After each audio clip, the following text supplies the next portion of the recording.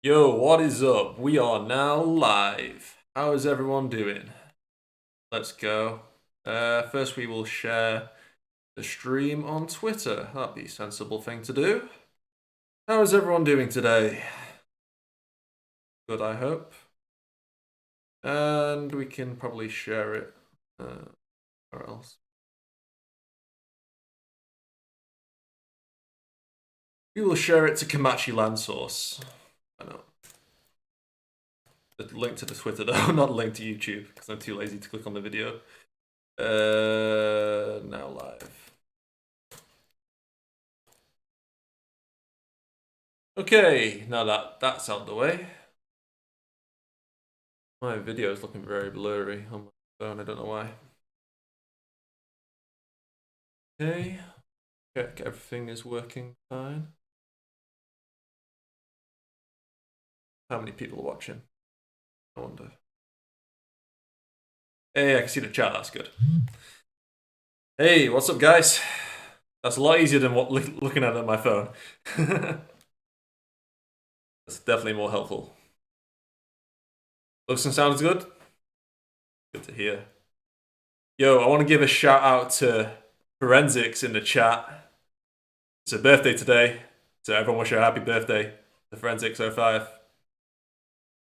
Happy birthday. From all the Index community. Check out her channel also, she makes cool AMVs occasionally. About her favourite edgelord accelerator. Yeah, happy birthday. I'm not going to sing you a song because you probably need to get your ears bleached if you listen to my singing. Well, I mean, you probably listened to it already, I think, but yeah. Okay. Hey, what's up? Let's see, everyone's in chat. I wonder if I can highlight comments. I don't know. I haven't really tested it. I have to sign into chat on Streamlabs. I never knew that. That's fine. Ooh, what am I doing? I'm gonna click on that. Okay, how many people are watching? I don't think I can see. Oh, 18. I can see. Cool. I like this layout. Definitely a lot more helpful than having to go on my stupid little phone in the corner, seeing the chat and everything. So yeah, this is definitely preferable.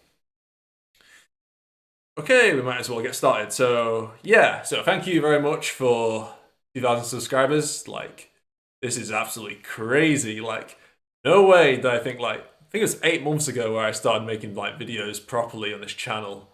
Like, I would make the occasional index video, but I was always like hesitant to go full time on YouTube. I don't think I had the well, I'm not really a full time YouTuber, but you get the point. You know, making videos really consistently.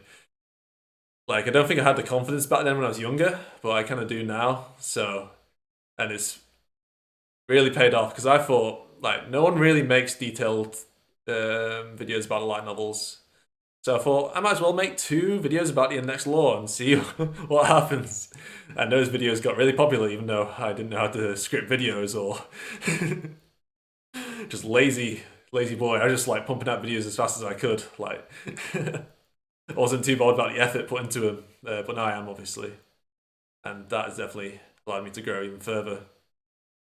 Yeah, before that, I was just I've had this channel for like so long. If you've seen like my first videos on here, it's like these Halo, Halo videos when I was playing Halo Reach when I was like 13. Really enjoying that game, and I had a clan as well on Halo Reach.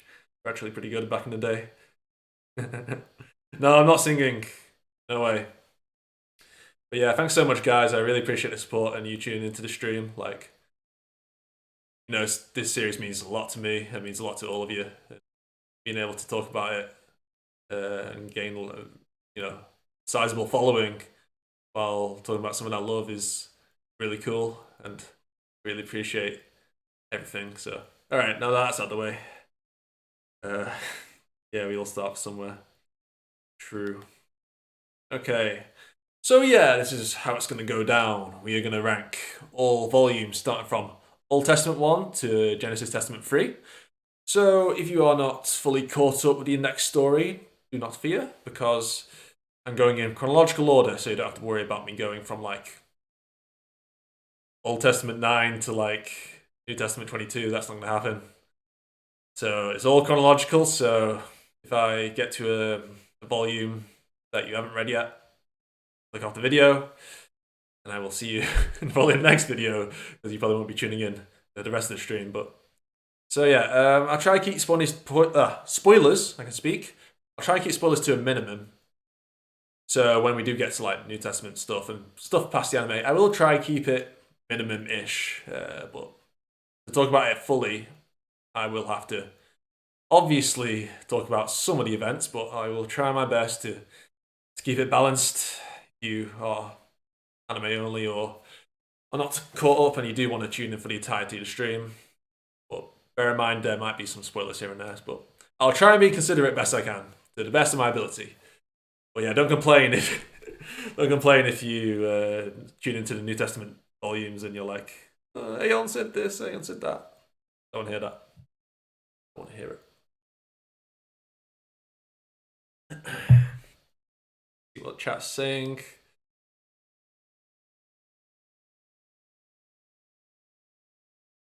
No, I won't spoil everything, trust me. Okay, we will start beginning of the index story, if I can drag it up properly. I don't think I can go full screen, probably. Maybe if I minimize the screen. That might be better. Hey, that's better. That'll do. Okay, so Old Testament 1, the very beginning. I just put it there for randomly. Do I think it's S? Put it at A. I really like Old Testament 1. Considering this volume was meant to be a one-shot volume, and yeah, it is the start of the series, it's where it all began, so you can't really have the other stuff without Old Testament 1, literally because it was never planned to continue. And look where we are now, about 50 volumes later, and many spin-offs and side stories, oh boy. But yeah, this volume does a lot of things very well. I mean, what more needs to be said about the world of the Magical Index? Academy City, one of the most unique and interesting locations, if you can call it that, in light novel, period, perhaps. I think many would be inclined to agree on that. Especially nowadays when you just get like people transported to a random fantasy world isekai. And it's kind of same stuff here and there. Kind of a generic fantasy setting. So in retrospect, Old Testament 1 has aged quite well. I mean, for its time, it had kind of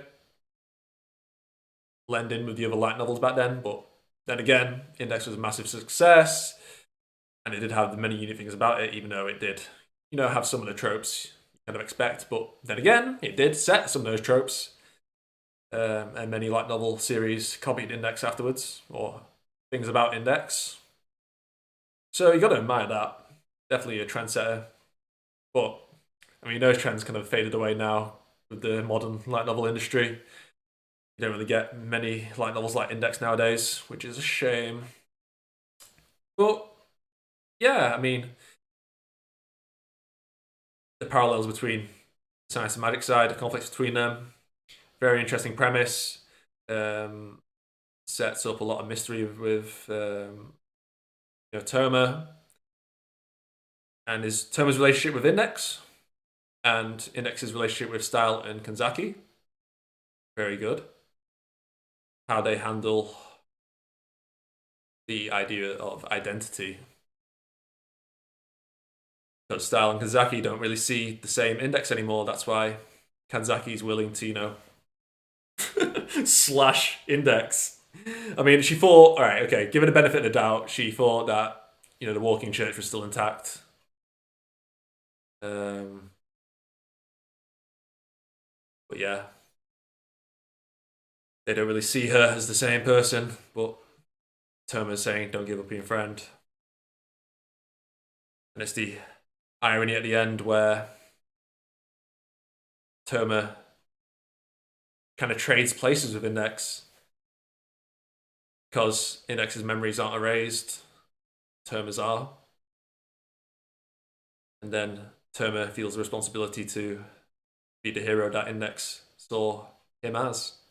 So it's basically the birth of the Terma we know. And yeah, I like the plot twist. It's whether you think that were Style and Kanzaki not. I mean, I kind of get the point. Like, you can't really tell that they were once her friends. Like when they're first introduced, you kind of see them as enemy magicians. It's like, oh, okay. From like how Style acts when he first meets Terma, I mean. So maybe they could have done a bit more. They kind of act a bit too evil towards her. Maybe they could have had more empathy. I know Kanzaki does when she talks with Terma. But Style, maybe a bit more. But I think Komachi wanted to make him seem more evil so it would be a better plot twist. But yeah, Komachi does like to experiment with a lot of plot twists in early Index, and I think most of them are handled pretty well, to be honest, because ship talk will be. Yeah, ship talk. That's on Saturday. But yeah, I think Komachi handles the plot twist quite well in the early arcs of Index because he does like a lot of them, and you don't really necessarily see a lot of them coming. I mean, maybe you can expect a plot twist to happen, but you don't know what exactly the plot twist will be, so to speak. And there are enough hints here and there, subtle hints to, not complete ass pulled plot twists by any stretch. Yeah, the flashbacks in the manga would have been nice. Definitely got more. Yeah, it's because we kind of get Sal and Kazaki talk briefly about their passive index, but we don't really see it, and definitely in the manga see it and see how index is handled like a pretty much a tool, just like an object for the magic side to increase its power, I guess. But no, I think it handles well even without the backstory. We don't need. It's kind of like a show don't tell kind of thing.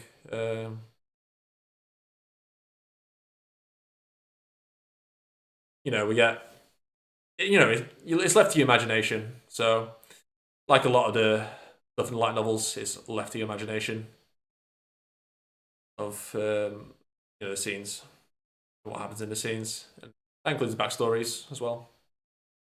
So yeah, I'm obviously not gonna talk about everything in this volume because I could go on forever about this one volume.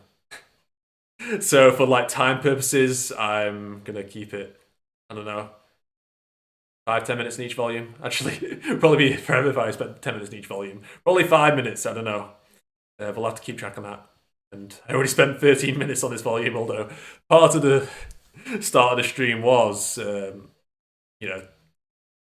getting ready and everything and thanking everyone.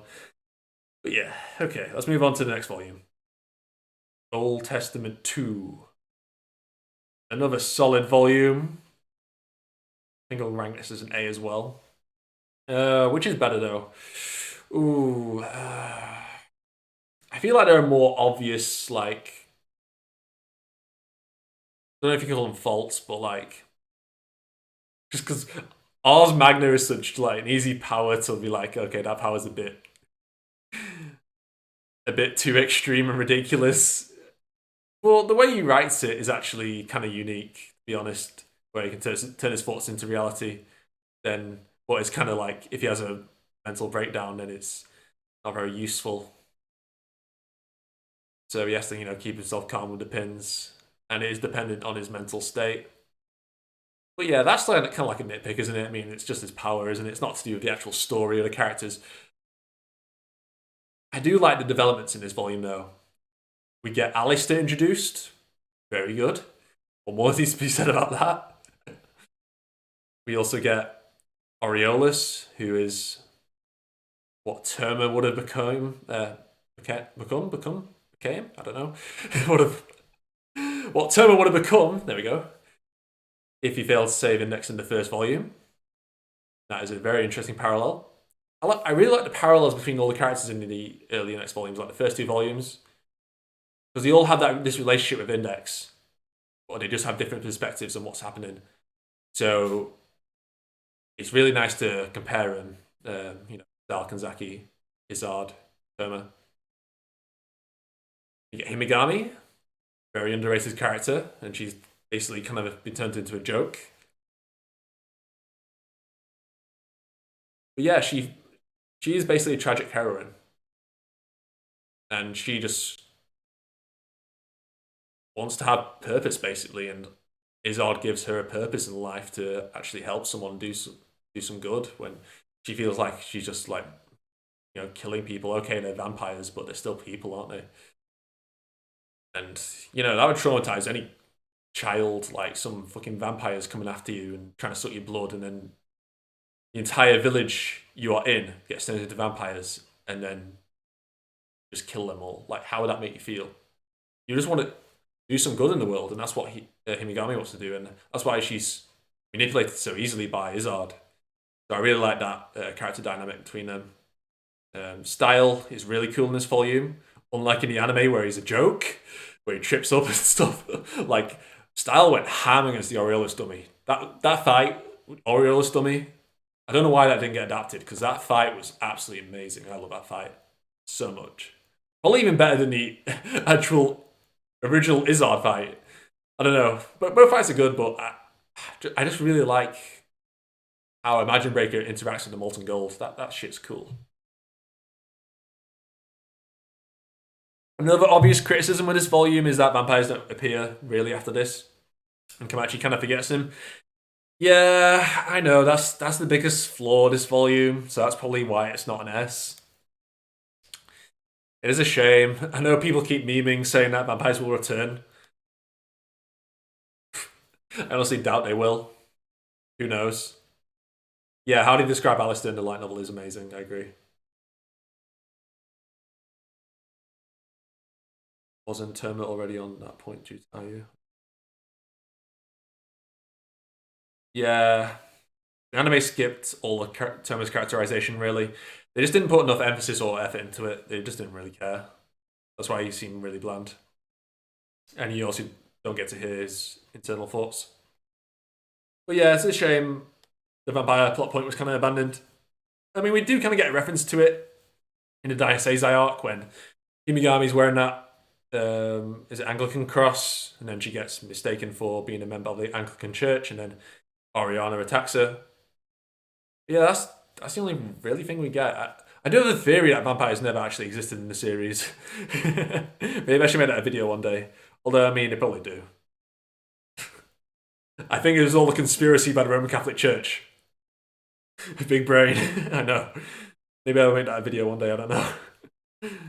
I did make it into a blog on Amino many years ago. Yeah.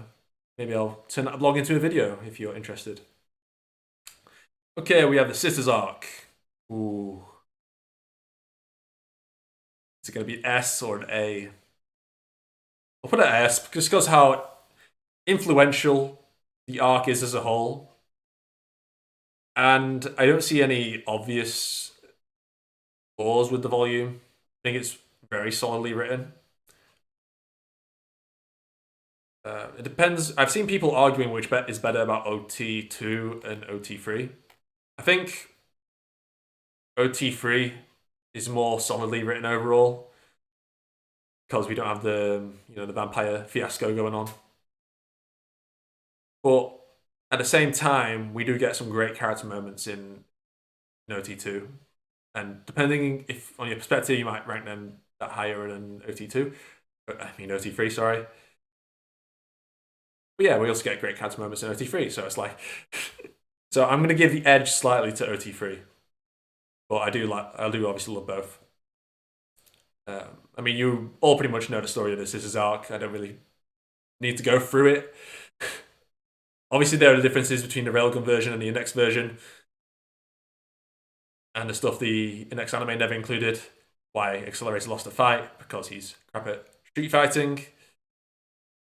Turbo is more experienced because he's got that muscle memory. Stuff that you don't need actual, cognitive memory to remember. Muscle memory in your body.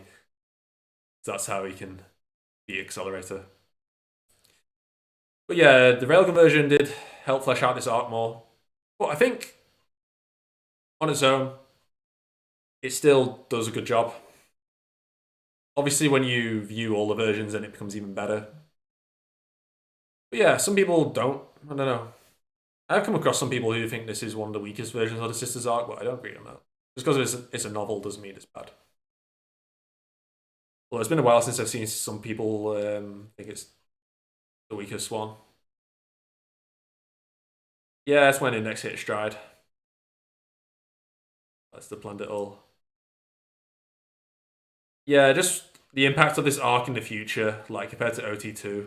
Okay, OT2 you have the dragon, but that's been cock teased in like once in Railgun, and then you have it in later on. But I won't spoil that for now. I need to be careful of the anime onlys. Uh, but yeah, of course you're gonna see the dragons again. I mean, come on, not like I'm gonna forget about it. Should be obvious. You don't need me to. You don't hear me say that. Okay, we have Angel Fall. Hmm. There are things I really like about his volume and things I really don't like. We give it a B or a C. I don't know. I'll give it a C for now. Well, I might change my line later. It's just because the Angel Fall spell has a lot of, could call it plot holes. It's probably, yeah. I mean, Komachi was experimenting with a new idea here. It's definitely better than the anime version. Way better than the anime version. And I do think it's a shame that the Index manga decided to skip it, and that and Deep Blood especially. But yeah, the things that it does good, Motoharu, because if you don't know, if you're anime only, Motoharu is introduced in Angel Fall in the light novel. He doesn't appear earlier. So introducing Motoharu, great character. I really like the little chase plot. It kind of reminds me of like some kind of JoJo episode, like some kind of like Diamond is Unbreakable type shit going on, where they have to chase a serial killer. If you've watched JoJo, you'll know what I mean, or read it. So I really like that. It's one volume. I like the lore with the angels and everything. That's cool. Introducing the trio Sephiroth. Interesting magic themes. What else? Oh yeah, Kanzaki's fight with Misha, or Power of God, or Gabriel, whatever you want to call it. That fight was really cool. I remember reading that fight when I was reading Index for the first time. I was like, damn, this is so cool. Like, this fight's awesome. I was like you really got a sense of like the scale and like the speed of the fight, because it was a saint versus an angel. Meanwhile, in the anime, if you haven't watched the Index anime in a while, like go back and watch the fight between Misha and Kanzaki, and look how bad it is. Like, I don't know, the animation looked off in that whole scene, and Kanzaki wasn't really moving that fast.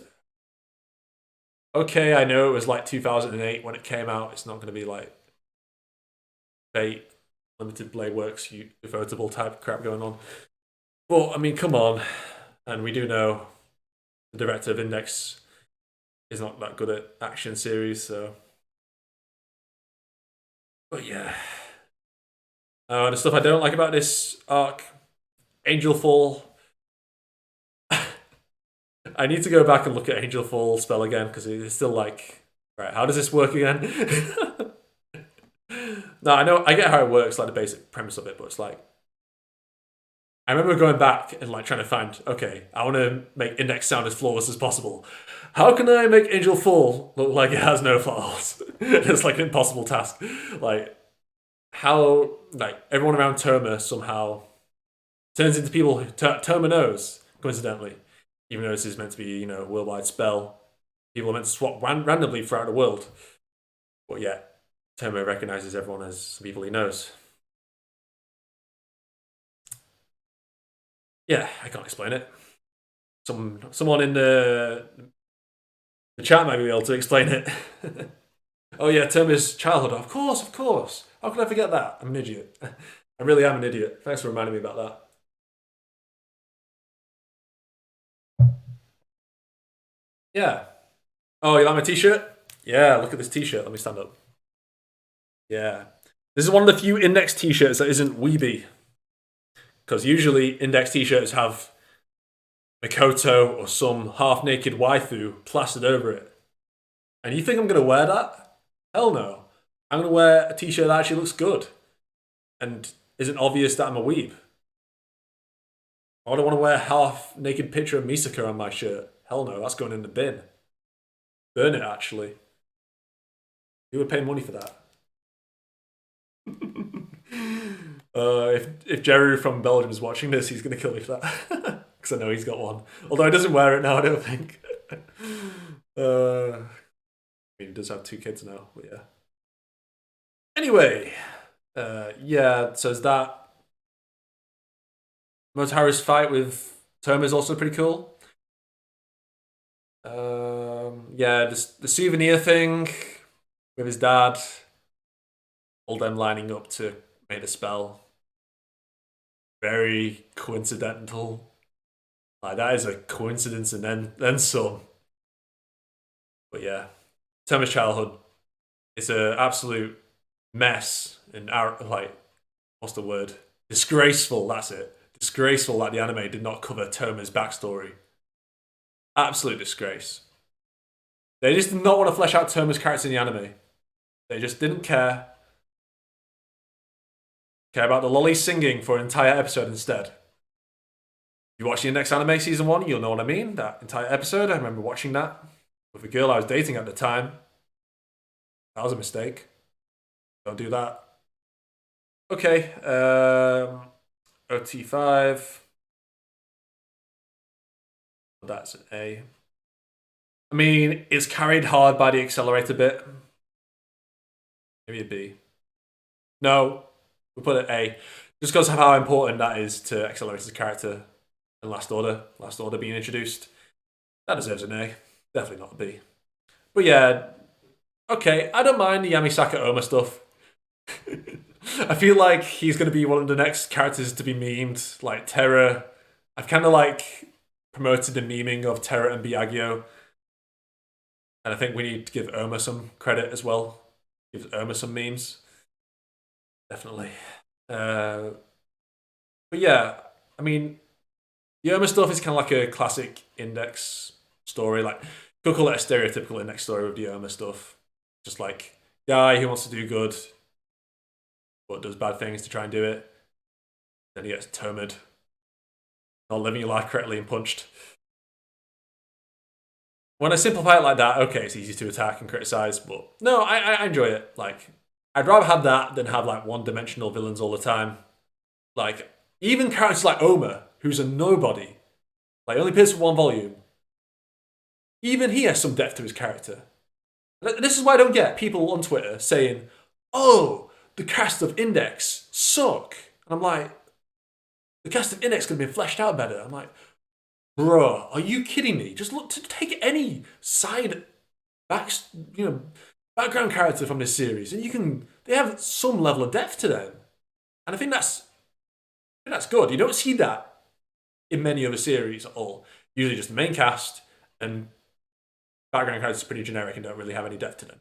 Index, even the fodder ass villains who appear for 1 volume have more depth than some actual main characters in other series. Bro, I could write how Yamisaka Oma is better than, I don't know, Kirito or something. don't shoot me, I see it light novel readers. I know, light novel's better, apparently. He's just easy to criticize. Don't shoot me for that. Okay. Oh yeah, we need to talk about Azali as well. We got. Yeah, I mean, I like Azali. He's cool, but why does he like Makoto so much? We don't really get why he's going level for Makoto. I don't really get it. Do people get it in the chat? Why Azali cares so much about Makoto?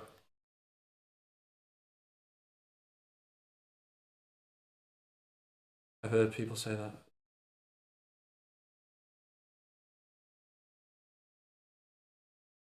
Yeah, yeah, yeah. Someone's mentioned it as well. Yeah, Misaka was a Chad. He was indeed. Yeah, he's not amazing, but pretty cool. Yeah, he's underrated as hell. Yeah, it's just like, why is Azali willing to leave his magic cabal, go against his mission for this girl? Okay, he's a teenager. teenagers, fall in love quite easily. All been there. If you are going through it, if you are a teenager. So maybe we could give Etzali the benefit of the doubt. Well, I mean, Etzali's kind of like, all right, maybe it's because I know he's like a spy and he should be more mature than like a generic teenager, but maybe that's his, vulnerable side coming out. I don't know. I'm just making this crap up. But yeah, don't get me wrong. I really like fight between Etzali and Turner. Etzali's cool. But yeah, he's a simp. Him and Style are like the biggest simps in Index. I have such bad taste in girls, Etzali. Come on. When you have Zoe Chittle right there, or how you say her name. The Mexicans are going to kill me.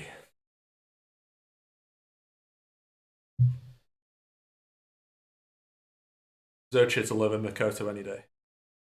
Hell yeah. Okay, OT6. Ooh. I think B. Not enough for an A, but B.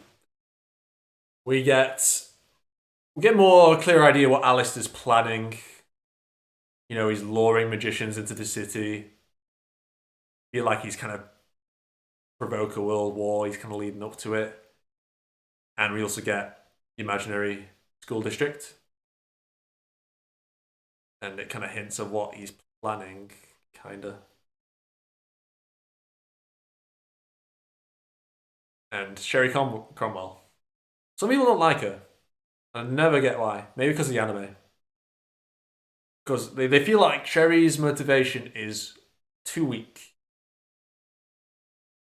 But, like, I think her motivation and her acting on that motivation, her wanting to start a war, makes probably more sense than the Bento stuff. I mean, come on. So, Sherry has been, has a friend, Ellis, who's been experimented on, become the first successful Esper Magician hybrid. So that's a link to Motoharu. I like that. We get more background on Esper Magician hybrids. That's cool. And as a result of Academy City and the magic side, he dies. Now, if you look at history, like, okay, a boy died. Why start a war? You do realize that assassinations have caused wars, right? Okay, this wasn't an assassination. Ellis wasn't a political figure. But a single person's death can cause a war.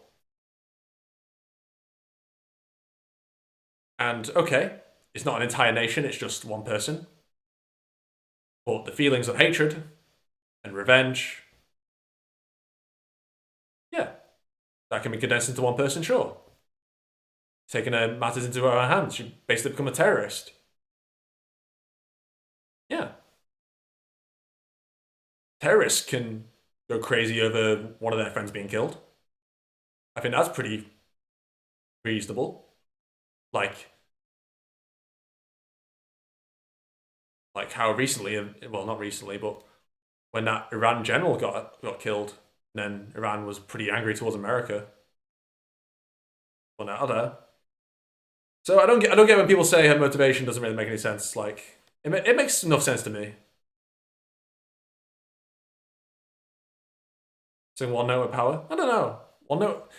I don't know. Her power kind of different variations though. She had the golem. She had the eyes on the wall. She had the magic writings type stuff.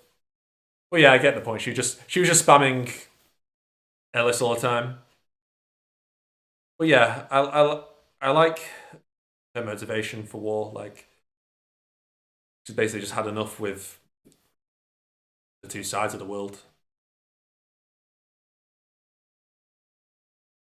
But yeah, we also get Index standing up on her own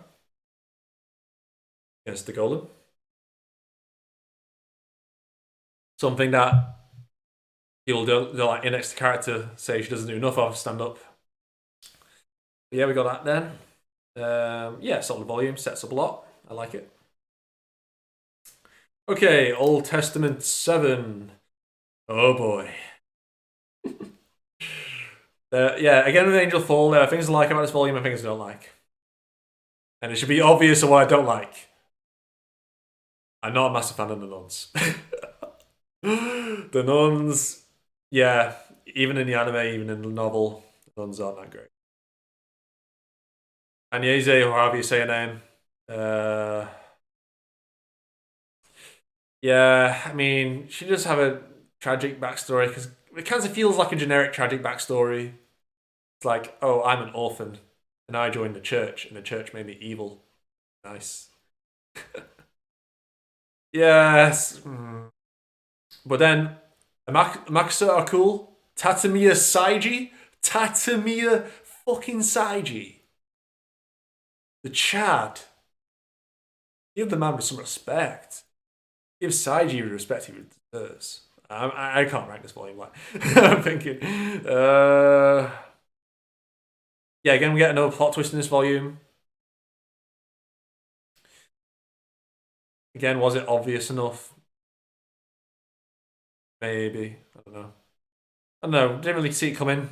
You kind of feel like kind of same case with Style when Style first appears.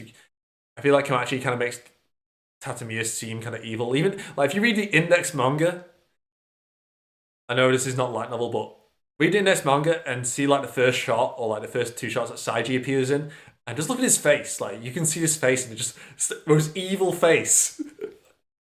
I called it evil Saiji face. It should be memed, and it's not. So I hope you will meme it after this video. Try and find it if you can. But yeah, evil Saiji, what a legend. Yeah, I feel like he did that just to make it less obvious that they were actually the good guys all along. But yeah, I do like the final showdown again, the end where the Makusa team up with Style. That's a cool sequence. We also get introduced to Lola, who's important, and you get to see the mastermind behind all the messed up crap with Index. I don't know if to rate a D or a C. Maybe a D. Maybe. What are people saying in chat? C? I'll give it a C. Yeah, to be honest, it's not too bad. We'll rate it. I mean, it's probably so. I keep going back to like the Angel Fall plot twist. Not plot holes. So many plot twists. I'm talking about it, but yeah, plot holes. But then again, the nuns suck. I mean, Ursula becomes a better character later on in New Testament, but she's okay. But the rest of the nuns, right? Ursula is definitely the best out of the nuns. The rest of the nuns, nah. Yeah, no from me. Like, biased opinion, I don't care about the plot holes. I prefer 4/7. Okay, we get 8. This is like a purely like science side story. This is like a yeah. I think this is the first like properly like purely science side story we get. Because all the other ones have at least some magic in them. We will rate it C or put it in C for now. Yeah, it's good. I like Waki. She is the animal rights activist. No, she's not. Basically, make all espers into animals. Why do it in humans? That's a good point. Yeah. I mean, it makes sense. Solid. The fights with Kuroko are brutal, though. Man. Machi went brutal in those fights. And yeah, I really like Kuroko in this volume. Like, this is like if you, I know people get annoyed by Kuroko when she go into crazy One-Sama mode. But yeah, when she's actually doing her job, and most of this volume, she's actually a pretty good character. Like she's trying to figure out like what's going on with Makoto, and she's just trying to she realizes like Makoto's kind of excluded her from like what's been going on in her life, and now she feels like she has to put matters into her own hands, kind of similar into how Makoto did. So yeah, I really like that. And the accelerator moment, pretty iconic moment. Uh, yeah, I just don't think it's got enough sauce to be ranked higher. Maybe it's a B. I think I might change my mind on that later. I don't know.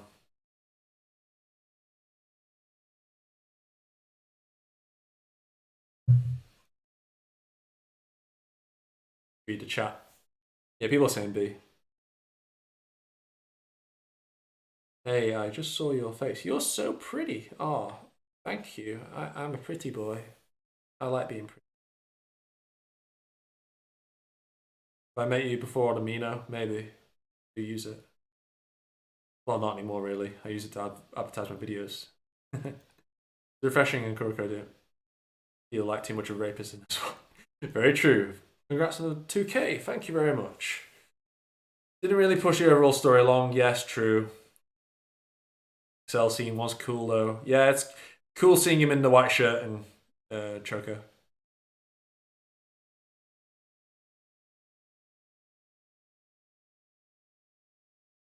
Kuroko is a great character when Misaka isn't nearby.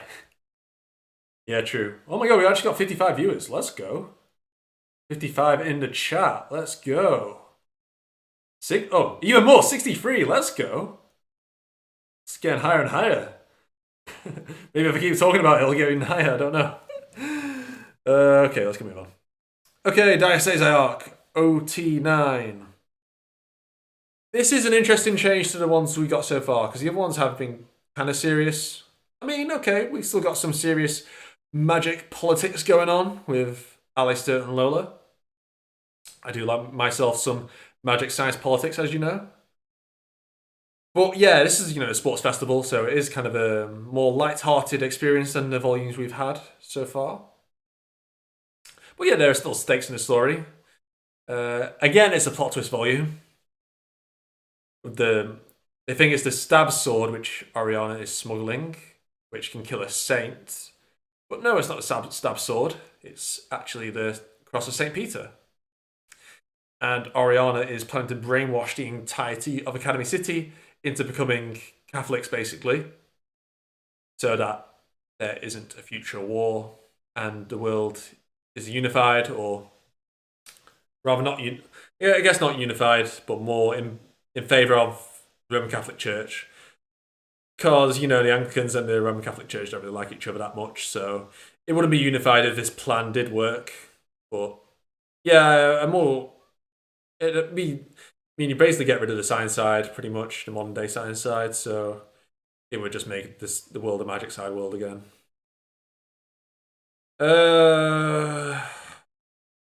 Yeah, I mean, it's a fun volume. I like the style Motohara team up. But yeah, nothing really source happening in this volume. It needs more source. I like OT. Oriana is cool. I like. I know Index fans like to rant about fan service and how bad fan service is in Index. I mean, they do have some fair points, to be fair. I do agree with most of them. I'd rather not have fan service in a series, although some of it can be nice on occasion. Oriana being one of the nice ones. But yeah, I like how she uses, her sexuality in the fights. So that's more of a realistic application of fan service. You do get it, in actual movies where you have a attractive female, attractive woman, using her sexuality to get what she wants out of a man, basically playing them or distracting them. Same thing here. Oriana uses her good looks to basically get out of jail free card most of the time. So I like that. I like that more than the other instances of fan service.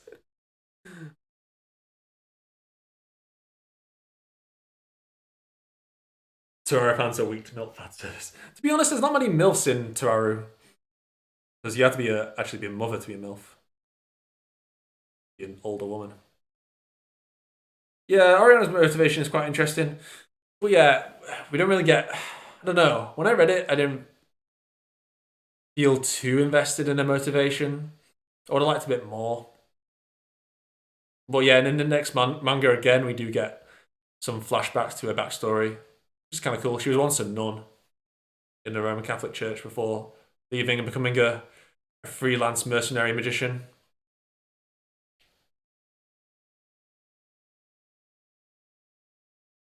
Because his mum has still got it going on. Oh yeah, we do have the MILF fight in this. The two moms. Okay. Yeah, and then this is the continuation. This is the finale of it. I don't know.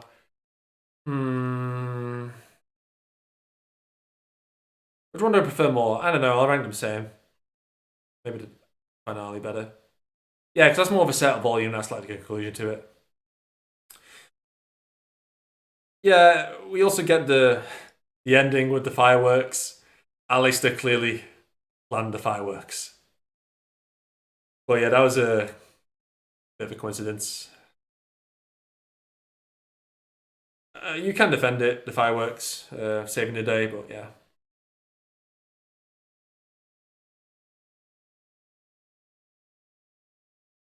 Yeah, we'll move on. Oh boy, what do we have here? Everyone's favourite volume. Where should we rank this? I'll leave this up to the chat to decide. Just go in the F. Or shall we give Biagio the respect he deserves? Give Biagio that respect. SSS. Can we get some Biagios in the chat? Biagio! I'm not going to shout it because people are sleeping and I don't wake anyone up, but I would shout it as loud as I could if I could.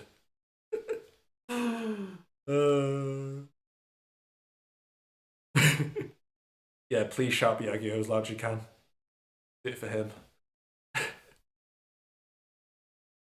Oh god, okay.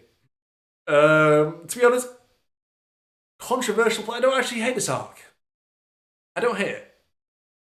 Okay, there's nothing brilliant. But I don't hate it. One of the weakest arcs in the series, sure. But I don't hate it. And I think that speaks a lot to the quality of Index. That the weakest volume in the series, I don't hate. It's all pretty consistent stuff.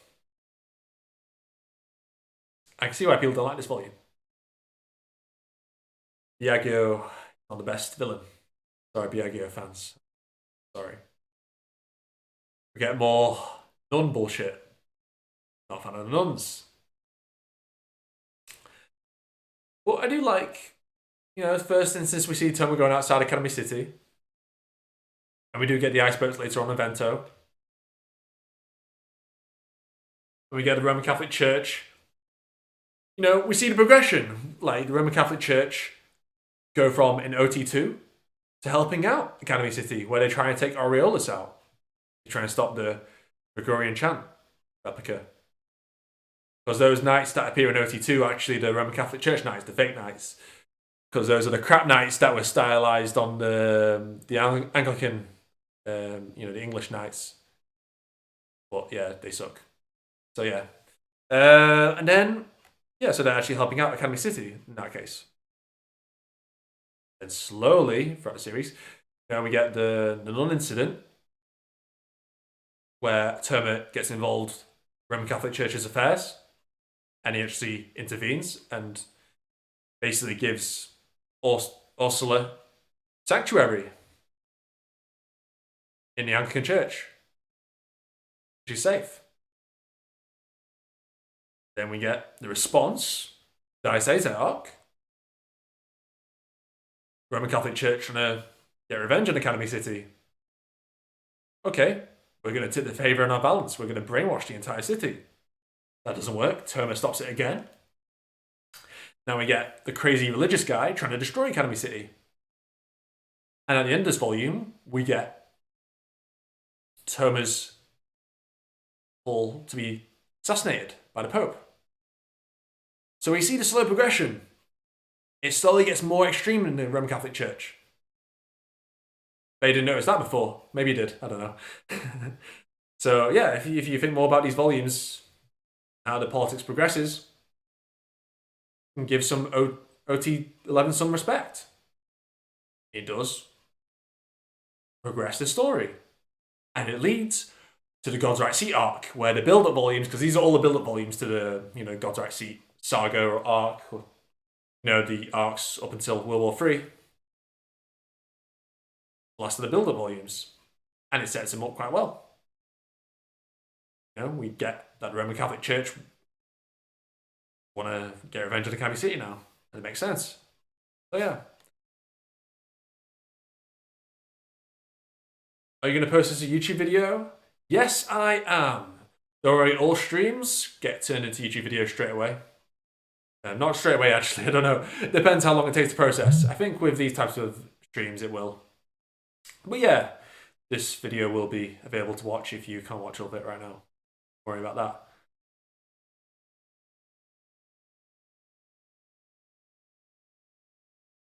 Crazy religious guy isn't it very specific in terms of the Torah? Very true, true. Well, okay. Crazy, but at least they have logic behind their craziness. That makes sense. Alistair's the most big brain person in this series. I'm inclined to agree on that. Like, Alistair's best boy, yeah. Very. He's so good. Even in these volumes, he's so good. Like, just how sneaky he is, how he's manipulating everything. Like, Kamachi described Alistair as the hardest character to write in the series. And I can imagine how hard he is to write, but he's also the best. You can see how much effort he tries to put into Alistair, even though he doesn't appear much. Very well. Okay, OT2.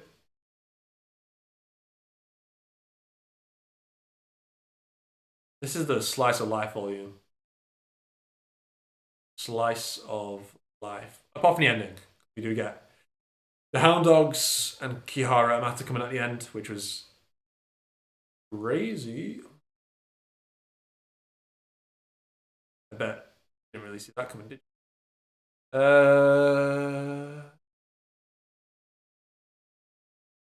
Yeah, we'll give it.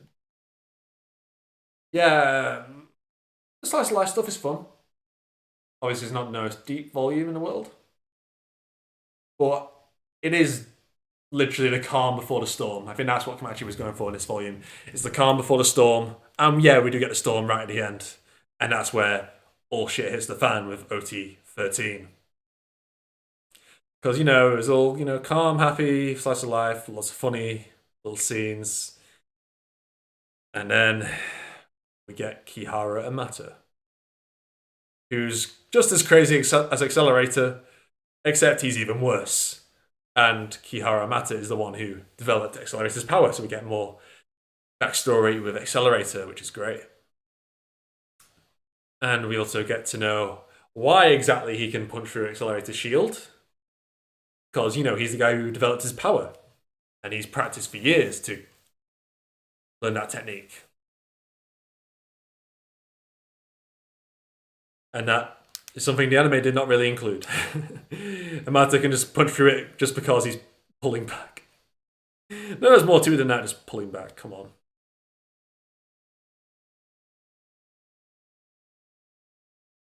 Just reading OT2 got me like Alistair a lot more as a character.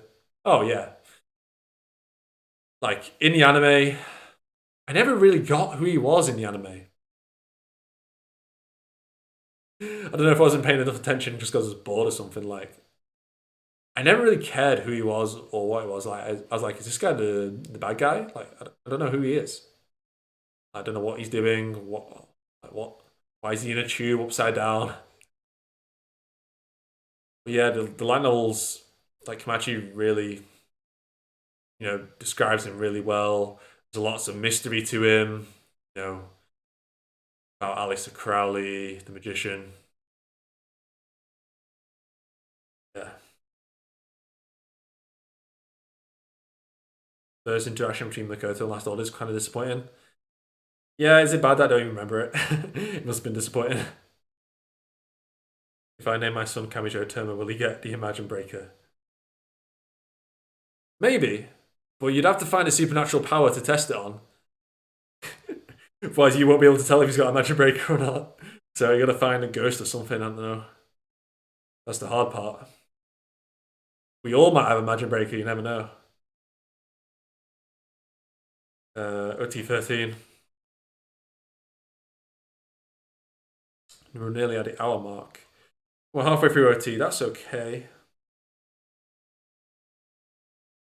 We will go.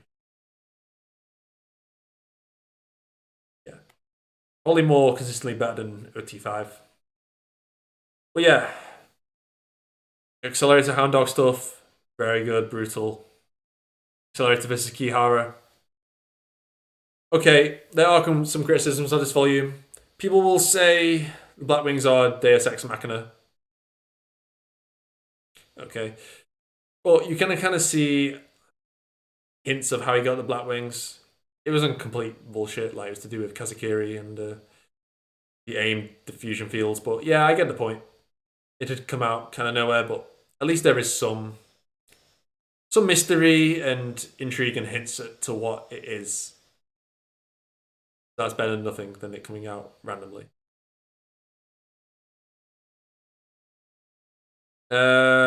Yeah, Vento. Vento has a cool character design. Well, yeah, Vento as a character, it's like, okay, her and her brother got injured in roller coaster accident, and I feel like people forget about the second part after that, where her brother chooses to give her the blood transfusion, is it, to save her life, and he dies.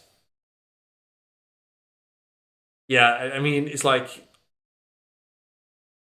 science, like going as far as saying like how this roller coaster is in any shape related to the science side. Okay, we get the point, Komachi, that the science side is meant to have technology and then help introduce it more to the magic side, like the washing machine. Although that's kind of stupid to me. Like, come on, how does these modern nations like? Okay, they're church, but they're not that old fashioned. Surely they should have some modern technology, even if they're not science side exactly. But yeah, how can you say that roller coaster or theme parks like any shape related to Academy City? Why are they responsible for that roller coaster? Surely just get the revenge on the guy who, um, was operating the roller coaster at the time. If you're that desperate for revenge, if you want to get revenge on someone, get revenge on that dude. And like, yeah, the brother thing again. Why Academy City? Okay, Academy City is the home of science, but why go to the science side for that? Why want to get revenge on them? I don't understand. Not many people do.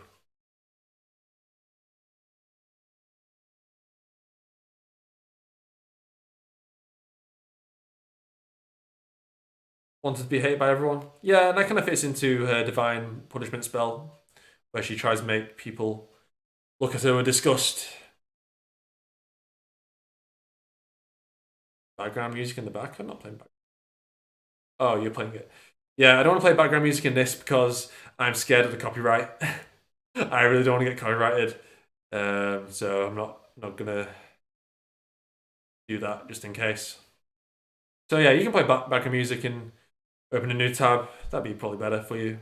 That way, you won't get copyright striked, and you can enjoy some whatever music you enjoy listening to. Great idea. Yo, I'm gonna be right back. I'm just gonna get a drink because I'm really thirsty and I'm heating up. Like I'm really hot right now. I'm obviously really hot. Just look at me. Just kidding. All right, be right back. It won't be long.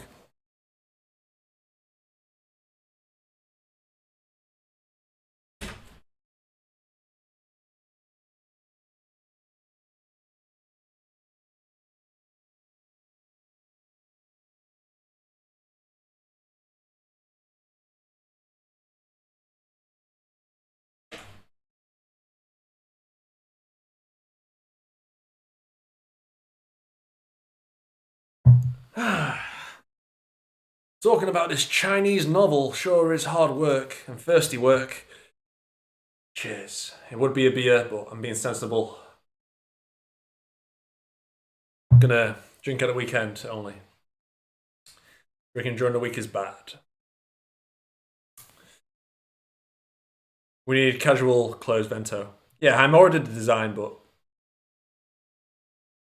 We haven't seen it introduced in the story yet. It would be cool to see casual Vento in the story. That'd be cool. I think we have a list of what covering. Yeah, probably on YouTube, but I'm too lazy to check it. Your content is the only Terra content on YouTube I really enjoy. Thank you very much. It's very kind of you. Very nice comment. Yeah, I said Chinese on purpose. It's a joke. The Taiwanese moving pictures or the Chinese cartoons, whatever you prefer. Wow. Cultural appropriation. If the anime was remade, which studio do you think would be the best to adapt to Aru? I don't know. My favorite studio is Madhouse, just because I feel like Madhouse has made the best anime, like overall. Like if you look at the shows Madhouse has made, like other studios, I feel like Madhouse has made the best series. Okay, I know they screwed up like Overlord season 2 or something with the animation, but yeah, I feel like those are like the modern newbie anime fans who kind of criticize Madhouse for that. They haven't really seen their older like early 2000s stuff. Like they made so many good shows in the early 2000s. Like, I feel like they really care about adapting the story. Like if you watch Hunter x Hunter 2011, they really care about doing a good adaptation. So even better, you know, stuff. Yeah, Bones. I love Full Metal Alchemist, but yeah, I feel like that's the only show I know that I really enjoy out of yeah, Bones. I forgot what else they made, to be honest. I know they made My Hero Academia, but I don't really enjoy that show. Sorry. Toei. Dragon Ball Super vibes. Okay, let's move on with it next again. OT14. This is the index free stuff. Let me move my laptop on closer to my body. I'm not putting it in F, don't worry. That was just a placement. Temporary placement. We will put it at B. Terra of the Left is cool. I like the scene where Terra and Aqua drink wine. That is a cool scene. And Index 3 cut it out. How dare they, the bastards. Index 3 cut it out. And instead we got some random ass railgun-esque filler in episode 1. Instead of two Chads drinking wine. Talk about religion. Why? Understand. Do not understand. But yeah, this volume's cool. Definitely better than the anime, obviously, because it wasn't rushed like the anime was rushed. So we actually kind of understand what's going on in the world. We get more of an idea that the world is leaning towards a world war. We only really get one scene in the anime where it's like some random protesters protesting against Academy City. But we get a lot more impact in this volume about the scale of what's happening in Europe. And yeah, I do like Terra's plot to antagonize the people further, cause the war. Very cool. And you can obviously tell Fiamma has ordered him to do this, even if we don't see it on screen. And yeah, Terra gets pillared. Aqua's badass. What more can you say? Motoharu and Itsuwa also cool. Itsuwa especially because she's, pretty regular magician, and she just casually, well not casually, but standing up to God's right seat. She does that again in OT16. And you gotta respect that. Itsuwa is badass.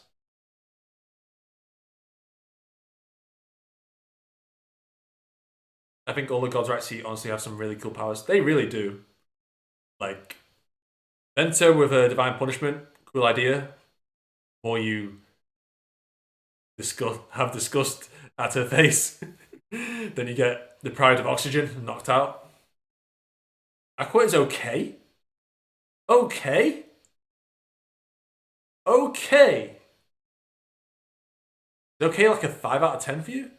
How's he okay? He's way better than okay. That's disrespect. I don't. Are you an anime only? I'll forgive you if you're anime only, but yeah. Is Terra actually pure evil? Hmm. pure evil. That's a tricky one. Depends what you define as pure evil. I don't think there's many good traits to him. But he justifies it in his own way.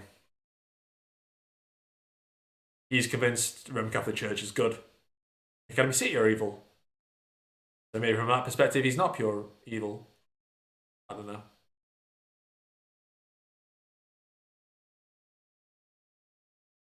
Why are people saying Aqua is okay? Like, okay, when I get to OT16, I'm going to tell you why Aqua is an amazing character. Hope you're ready. And OT18. But yeah, we can move on to the next one. I pretty much covered everything. Battle Royale. S. S. Battle Royale is awesome. Just the vibe of the volume. Not the most deep in terms of like themes. Maybe actually, I'll take that back because it does have like Accelerator. Because after Academy City Invasion arc, Accelerator's sees himself as the monster, and he's basically keeping himself away from his family, the light in his life, including Last Order, because he just feels like he's not worthy of them, and it's safer for them to be away from him. So he's kind of like going back towards the darkness in a way. Not to the lengths or the extremes of the Sisters arc, but he's kind of like going on that path again. And he just won't accept that he can do good with his power, only do bad. And yeah, that kind of leads up to the conclusion of the volume, where he is reunited with the light in his life, and that does save him in a way, and slowly puts him on the right path.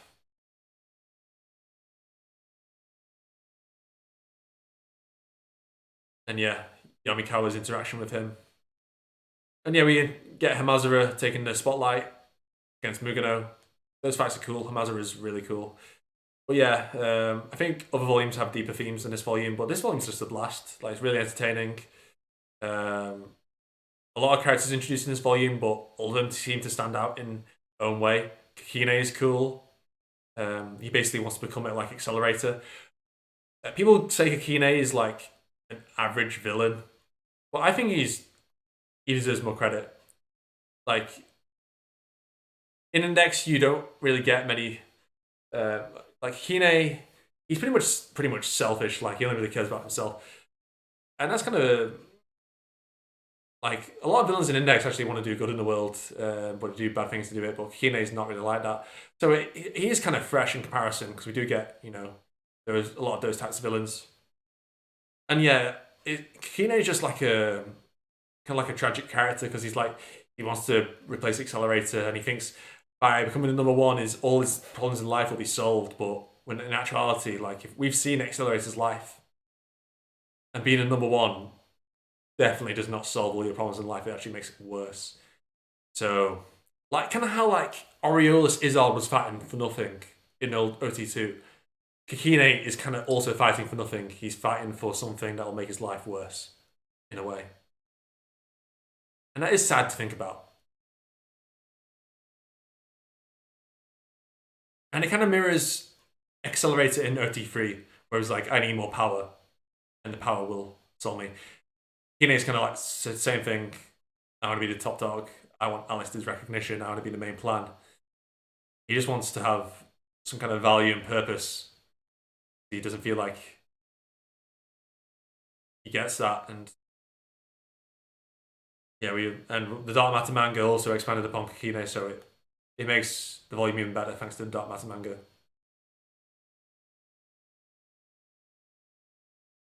And Mugano's cool.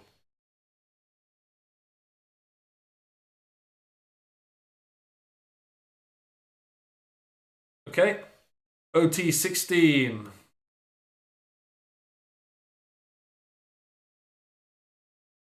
Ooh. Shall I? Shall I do it? Yeah, you know what? I will. But for Sisters Arc, Sisters Arc's more impactful, so I'll leave it there. You wanna know why it's an S? Just do it. Yeah, oh boy, you better be ready for this. I'm going to tell you why this volume is an S. Okay, so like I said, we've seen the escalation of the Roman Catholic Church. We're on the brink of war. Okay, the volume has kind of a slow slice of life start. You could criticize it for that. Maybe that's why it's not ranked above these two. Okay. But once it does get to the meat of the story, I'm going to call it that. Yeah, Aqua. Aqua's such an interesting character because of his ethics and morals. We've just seen him take out Terror of the left, casually kill him. One of his comrades, supposedly, because he had honor. Aqua had honor, and he saw that Terror, leaving him alive, would cause more harm than good in the world. Like, Terror was fighting, he wanted war. Aqua doesn't want war. He's fighting for the wrong reasons. Terror is a religious zealot. Aqua is not, even though he's in the Roman Catholic Church. He's kind of like a spy, kind of. He's basically in the Roman Catholic Church to protect England from the outside. So he's actually doing England a favour. Aqua is a very honourable man. He's not a villain. He wants to do the right thing, good in the world. And he knows a war between magic and science obviously would have catastrophic effects for the rest of the world. And he knows what Fiamma's planning, and he wants to, I don't know, maybe get rid of Imagine Breaker so that Fiamma can get it. Well, maybe he's got an idea of what Fiamma's planning, but maybe not the full picture. What I mean. But yeah, so Aqua wants Terma to give up Imagine Breaker because he sees Imagine Breaker as the thing that is causing all the conflict in the world. So get rid of that. The Roman Catholic Church won't have an excuse to wage war anymore. And to be honest, he's right. Look at all these past incidents. You've seen the story. Imagine Breaker has basically said a massive fuck you to the Roman Catholic Church on multiple occasions. Homer was marked as an assassination target. Basically, number one on the wanted list. Especially after what happened in France. So yeah, makes sense. Well, instead of killing Terma and just taking it off him, he understands that Terma is not necessarily a bad person. Unlike maybe some of the villains we've seen before, who thought they were better than Terma. So he gives Terma a chance. Give up Magic Breaker in 24 hours, or there'll be consequences. So yeah. We also get Kanzaki and Imakusa.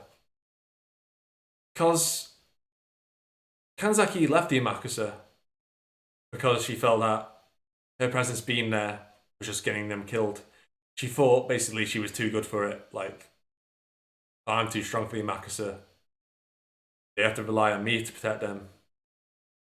But they're just going to throw their bodies in front of me anyway, so what's the point? Well, now she realizes maybe I was wrong.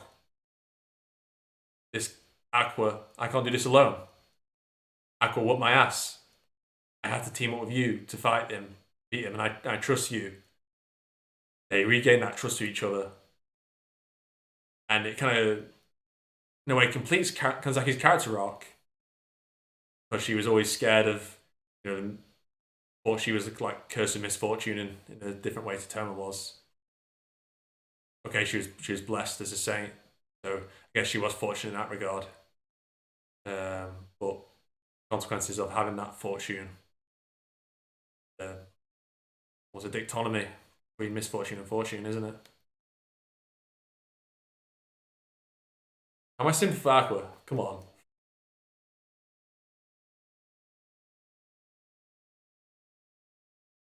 Fine, make fun of me for liking Aqua as a character. Come on.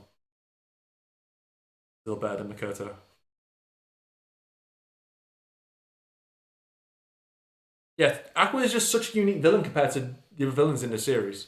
I know. I just said don't call him a villain because he's not a villain, but you know what I mean. Antagonist. Um,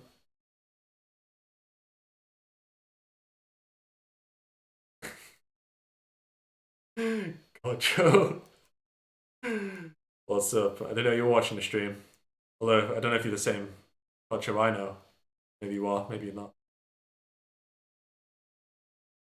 Uh, I'm not an Aqua simp.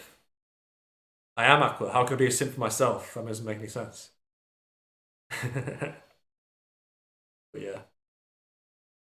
Yeah, we also get a development with Makoto and Toma's relationship, if you can call it relationship. Yeah, that moment was better handled in anime, I'll give it that. Sure. Move on. British Royal Family arc. Again, this is kind of a build-up volume. It's not really. Uh, yeah, not much happens in this volume. It's pretty much building up to the end of it. It just sets a lot of things up. And the terrorist thing is kind of filler. Okay, it's kind of relevant to Carissa because she kind of needs that in a way to justify what she's doing. So yeah, I mean, okay, we'll get that for the ending. Aqua comes in at the end. It's so cool.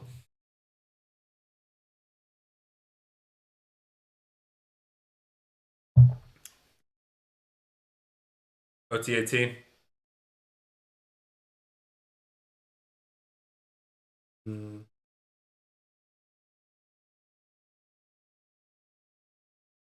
which one better? You know what? Fuck it. You know what? Why not? Why not? Carissa is a great villain. Like she takes things way like really extreme, but maybe it's justified. The world is on the brink of war. She feels like England's being too passive. Need military action to actually do anything about the world. The Roman Catholic Church is basically gearing up, and England just sat there.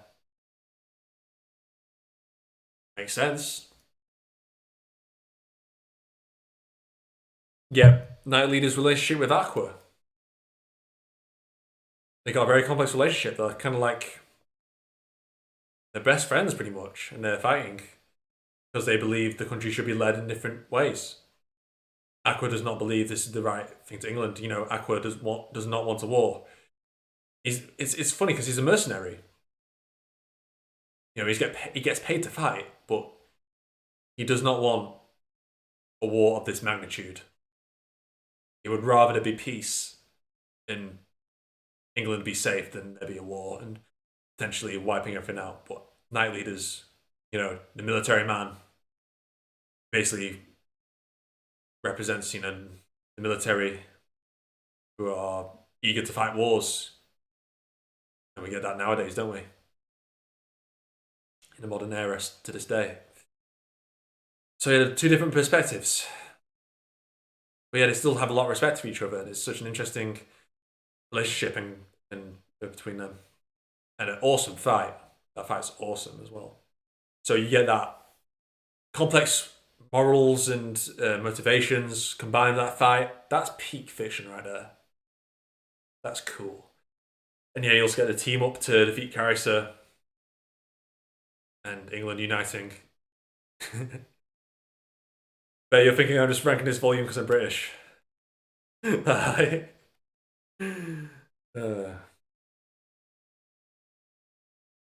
giant bias towards volumes with Aqua in them. I mean, I justified it.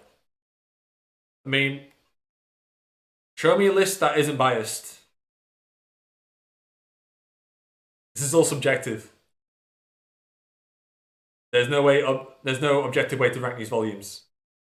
I mean, if you look at OT 18, I'd say it has stronger themes than OT 15. because a lot of OT15 is just cool action and different like undercover missions and stuff like that. So I feel like this has stronger character moments. Okay, you got the accelerator stuff at the end, but that's like only at the end really. OT3, I mean, yeah, solid. But I feel like the stakes are higher for this volume. And I feel like this, yeah, I mean, this is early in X. Like, I feel like this leading up to World War 3 has more impact on the finale. And yeah, OT16. Yeah, I feel like this volume is better overall. Nice balance of everything. So yeah, that's my justification for ranking it that high. So call me biased if you want. Go ahead. Yeah. Okay, Dragon Arc. Dragon Arc deserves an S, underrated volume. Which is better? Probably prefer. Yeah, I probably prefer it to Sisters Arc. Dragon Arc is cool. Okay, so why about this arc? The opening of this arc is really cool. And it also has some great character moments, like with Accelerator and the baby, saving the baby and the pregnant woman. Yeah, we also get Amazura fleshing out his relationship with Takitsubu more. Did I pronounce it right this time? Takitsubu? Yes. Not Takitsubo. Yeah, and I was cool. The Alistair stuff at the end with the hero's quote. That is really good in this last volume for World War 3. So yeah, this pretty much sets us on the path for World War 3, so I really like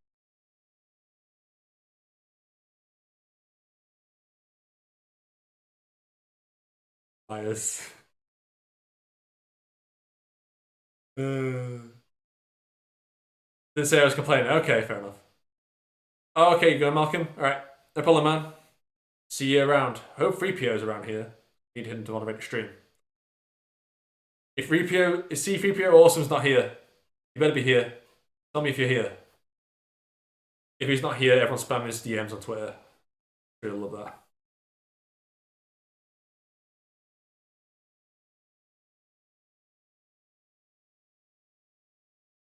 Kind of sad OT2 is an S tier. Yeah, I mean it's really good. Well, it's just like I said before, the vampire thing doesn't go anywhere, so I have to criticize it for that. That's kind of. I know Kobachi was experimenting with different ideas, but yeah, kind of need vampires to make a return. If vampires do make a return like an impactful way, then I probably will rank it S. No worries. Good evening to you too. Yeah, I was such an important character for the series. Okay, we're at World War 3. Nearly done with um, OT. We'll just quick fire rank them. So OT 20.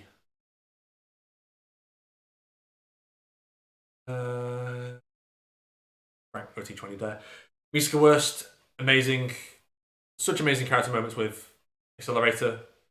We also get more of Fiamma's plan, Fiamma versus Bento, and Mazura trying to survive. Really cool stuff. But yeah, the highlight is that. Oh yeah, and the fight. Talking about Accelerator round 2. Yeah, I feel like this is Accelerator's volume. Like this does so much for his character. Like the worst stuff is honestly amazing. Like how he breaks down use of psychological warfare, very cool. Well, not cool for Accelerator, obviously, but cool writing wise. And yeah, Accelerator is slowly learning that he can become a hero. And he shouldn't have to rely on Tomo. OT21, this is probably the weakest out of the World War 3 volumes. That doesn't necessarily mean it's bad. We'll rank OT20 on there. Yeah, it's good. Yeah, it's kind of just build up to the climax of the arc, really. You had the angel. This is angel fight scene, cool. Other stuff. Okay, and this definitely there. What a climax to the first series of Index. My God. OT22, possibly one of my favorite volumes in the series. Well, it was my favorite volume for a while, even after reading most of the New Testament. I love this volume, man. Yama versus Toma, man. I mean, if you watch my Fiyama video, you know why that fight's so cool. Why it's so good. And yeah, anime put them on totem poles for no reason. Don't know why they did that. Makes sense. Uh, yeah. Mugano's character development with Mazura, very nice. And Accelerator, White Wing, doing a song. One more needs to be said. Then the ending, the Alistair coming out the tube, bruh. Oh my god, that blew my mind. Reading that for the first time. Oh my days. And then, yeah, Accelerator and Mazura bargaining with the dark side, getting that security they wanted. And Terma sacrificing himself to stop Gabriel and ending the conflict once and for all. And it was ambiguous whether he lived or not.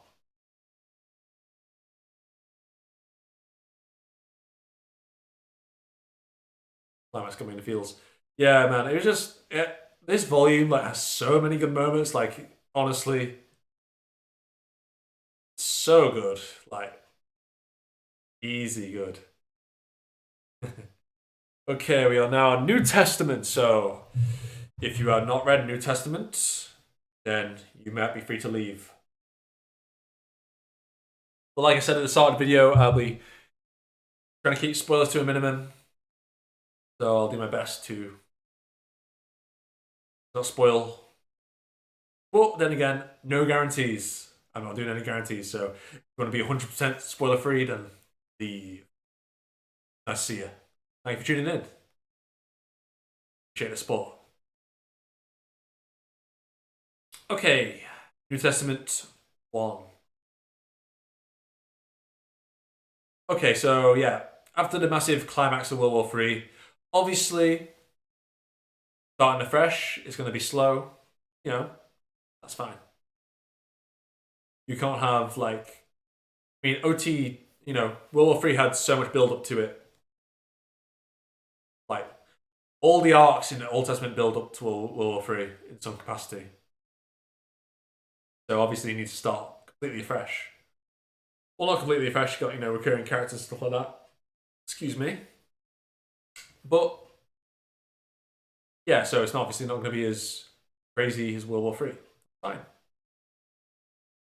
So we're going to rank it as, let's put it at B volume. It's a solid start. I like the worst in accelerated interactions. Koryoru is a cool character.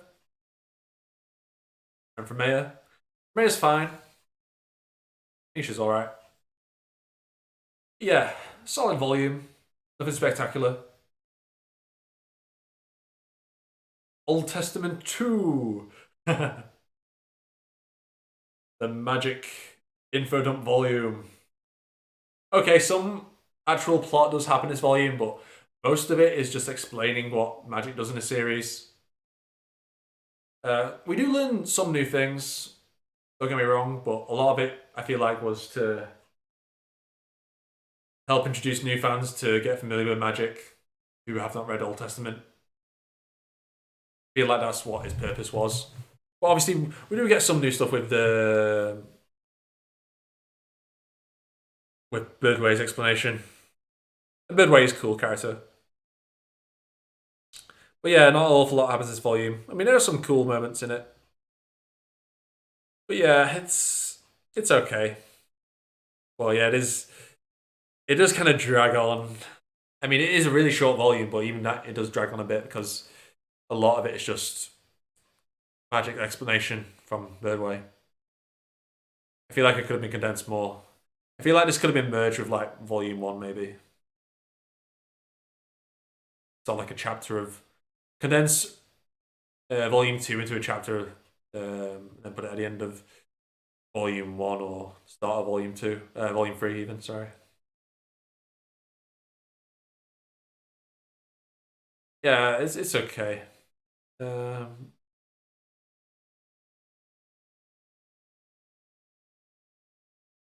what was that about? We're gonna see you just get together for yeah.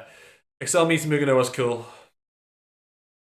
That was a cool moment, but yeah, not very impactful volume overall. Okay, we get introduced to Gremlin, but yeah, the heights had yet to be seen. Old, Te- Old Testament, New Testament free. Hawaii invasion arc.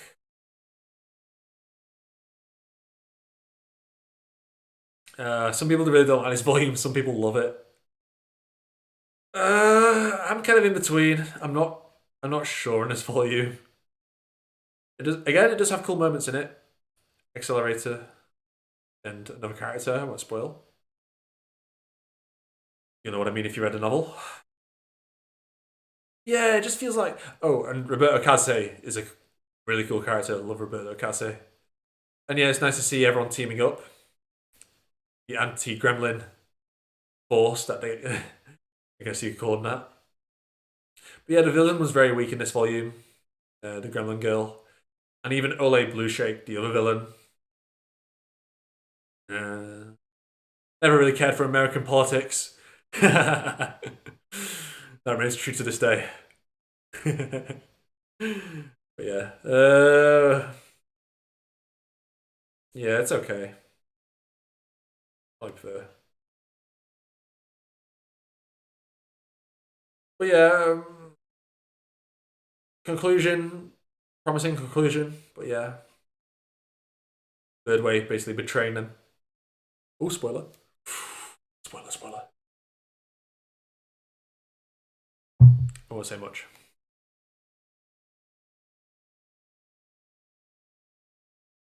Okay, so now we have this arc. Like I say, yeah, I'm struggling to remember the name of it now. Don't worry, I remember it. Like I say, it's cool. Basically, Quentin Tarantino in next volume. And for that alone, for style points alone, it deserves this place. Maybe it could be ranked higher, but I don't know. I feel like these volumes have stronger themes in this volume. Yeah, it's kind of like Battle Royale, and it's like it's the entertaining, fun, murderous volume. We love a bit of murderous Kamachi, don't we? Yeah, Burzy is a cool character. Very good character. Um, yeah, we get one character introduced at the end. Say who it is. That was cool. But yeah, this volume's a fun read. Gets style points. That's why it's an A. But yeah, not much meat. Needs more meat in my opinion. Needs more sauce. To be ranked higher.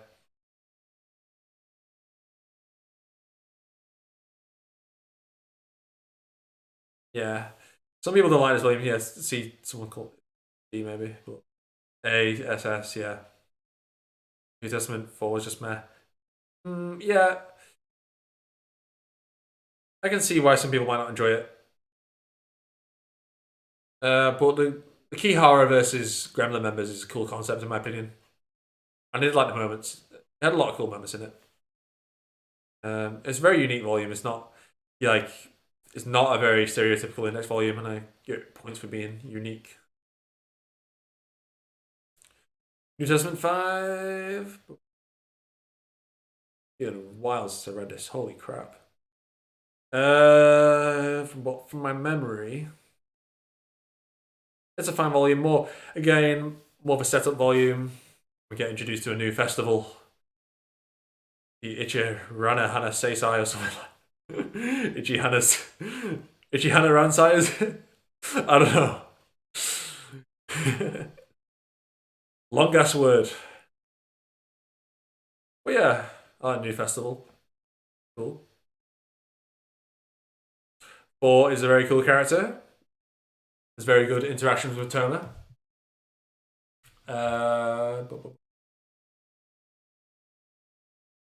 Maybe around here and B tier. Again, more of a set of volume. Building up for the New Testament 6. Yeah, it's build up volume, like I said, yeah. Vice towards 4. Understandable. He is a cool character. Okay, now we get the payoff for the build up. New Testament 6. A lot of fights in this one.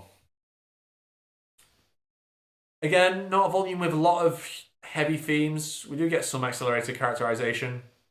But yeah, it's more just for the ride, the spectacle.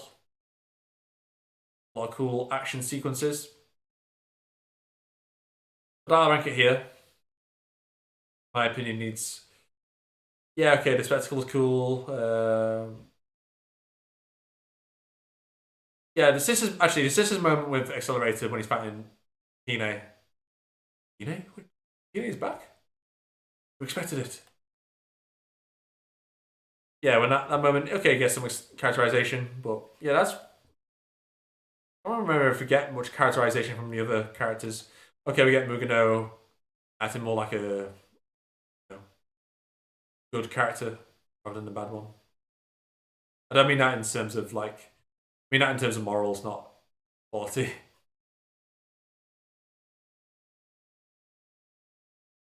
Yeah, it's probably fine now, isn't it? Oh boy. Agitate Halation. This was a weird volume. But first half of it's really good. Motoharu centered volume for like the first half, which is really cool. We haven't really seen a volume like this. We also get a bit of Tomo as well with Shoko. Yeah, second half with Rensa and the hero thing. I don't know. I'm a bit picky towards that. Yeah, there's some cool moments. But does the hero thing make sense? Grabbing all the heroes into the city? I don't know.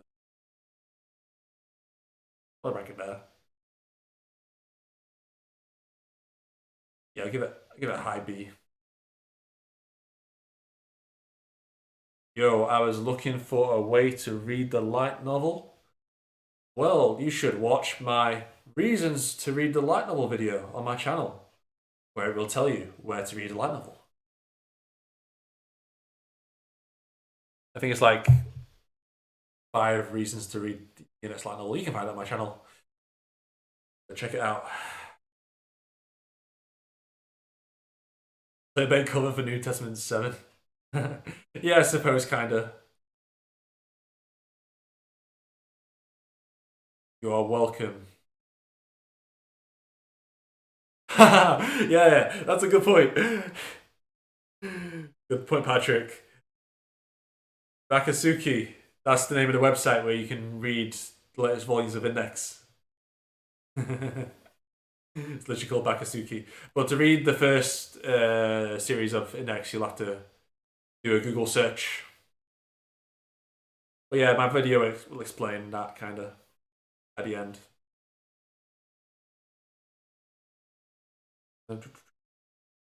Okay, the Orphanus arc, beginning at least.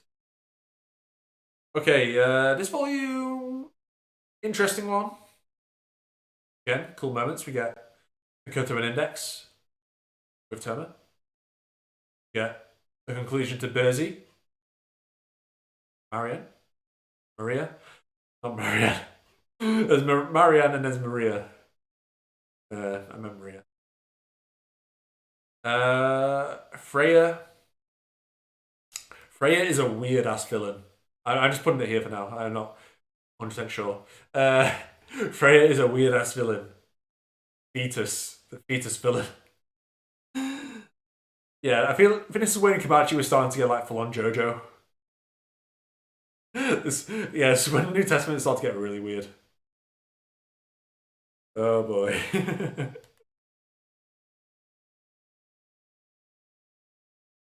Fraser. Okay. I don't know how to, I don't know how to pronounce her name. Fraser, Freya. I just Freya.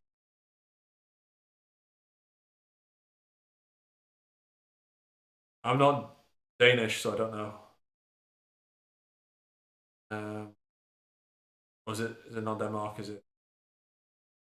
Boy, isn't it? Nordic, whatever country it's from. But yeah, the ending obviously is the most crazy ass ending so far in the entire Toraru series. So I'm probably gonna bump it up a tier for that. But yeah, the Officer stuff at the end where it's like it's before the crazy ending. Like the 50-50 stuff in the fairy spell. That was a bit weird. Like surely Olorus and the other character who I won't name would have known about what they were like the consequences of using the fairy spell. Do you think like I mean come on, they devised it specifically to deal with offness. Like does not have the effect they intended it to have. And yeah, it's like surely they would have known. I mean, Olorus would have known surely because he has enough knowledge of magic gods. But I don't know. I guess Offness is an exceptional case since she did was a full powered magic god, but then stepped down and became 50-50 magic god. And that's kind of we. I don't think it's not really been a magic god like that before. So I guess maybe he didn't have the knowledge on that. But I don't know. It feels a bit weird to me that bit specifically, so that's why I'm making it there. And Freya is not the best villain in the series.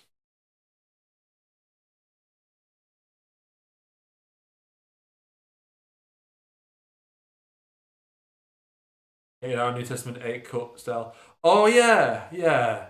It cut all those fights against those Gremlin members. Yeah, that was a shame. Yeah, would like to see those fights. Don't know why Kamachi didn't include them.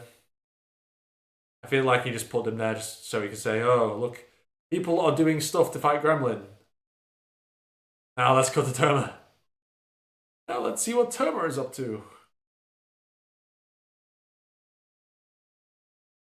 Okay, New Testament 9.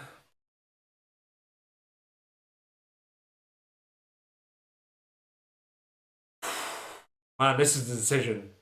It's either first or second. You know, in retrospect, I said before that when I read New Testament 20, I'm getting confused with the Testaments here. When I read Old Testament 22, I said that even after reading most of the New Testament, I was like, New Testament 22 is still my favorite volume. Just because it has, you know, so many cool moments that I appreciate. But New Testament 9, definitely up there as my favorite volume. And it impacts the entire series. Like, even the Old Testament stuff, which is crazy.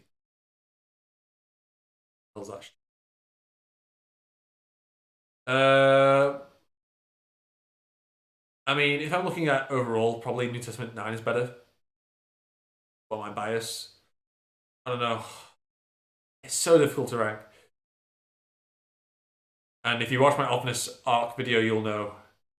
And like the response from my Optimus Arc video was crazy. Like it made people cry. I never expected to make so many people cry. Did not expect that. Like people really love that video and it's really nice to see. Really made my day.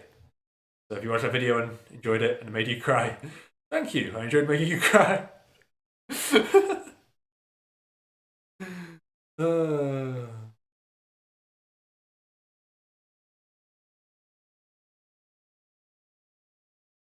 Honestly, I give New Testament 10 over New Testament 9. Ooh, I'll have to disagree on you on that. Yeah. So yeah, I probably rank these volumes. These volumes are equal in my opinion. I love them both equally. They're both peak index. New Testament 10. I don't hate New Testament 10. It is good and it deserves big spot. Ooh. Shall I rank? Give my Aqua bias the chance. But no, this volume. Yeah, I have to rank it above that. This volume does a lot of things well. We get kind of the conclusion to the drama we see after the previous volume. Lots of cool fights. Yeah, the conclusion to Offness and Terma, pretty much. Such an impactful moment. And yeah, the other moment at the end, not the moment with Terma and Offness, the moment with a certain human. You'll know who I'm talking about if you read it. Oh boy, that set up a lot of cool stuff. That was cool. Yeah, I feel like New Testament 9. Don't get me wrong, New Testament 10 is great. New Testament 9, in my opinion, is better overall. It explores Thomas' character to lengths we never anticipated. Obviously, New Testament 10 also does a lot with Thomas' character, but I feel like which is the most impactful, the bigger impression on me personally? New Testament 9, all day. So that's why it's right there.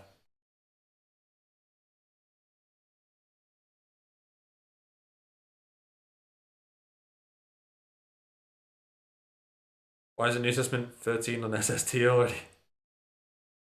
New Testament 13? Someone must like that volume.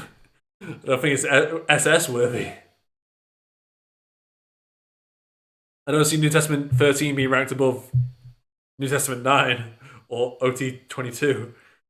Okay, so we have the mental out arc. Okay, so some people like this volume, all of it, and some people don't like this volume.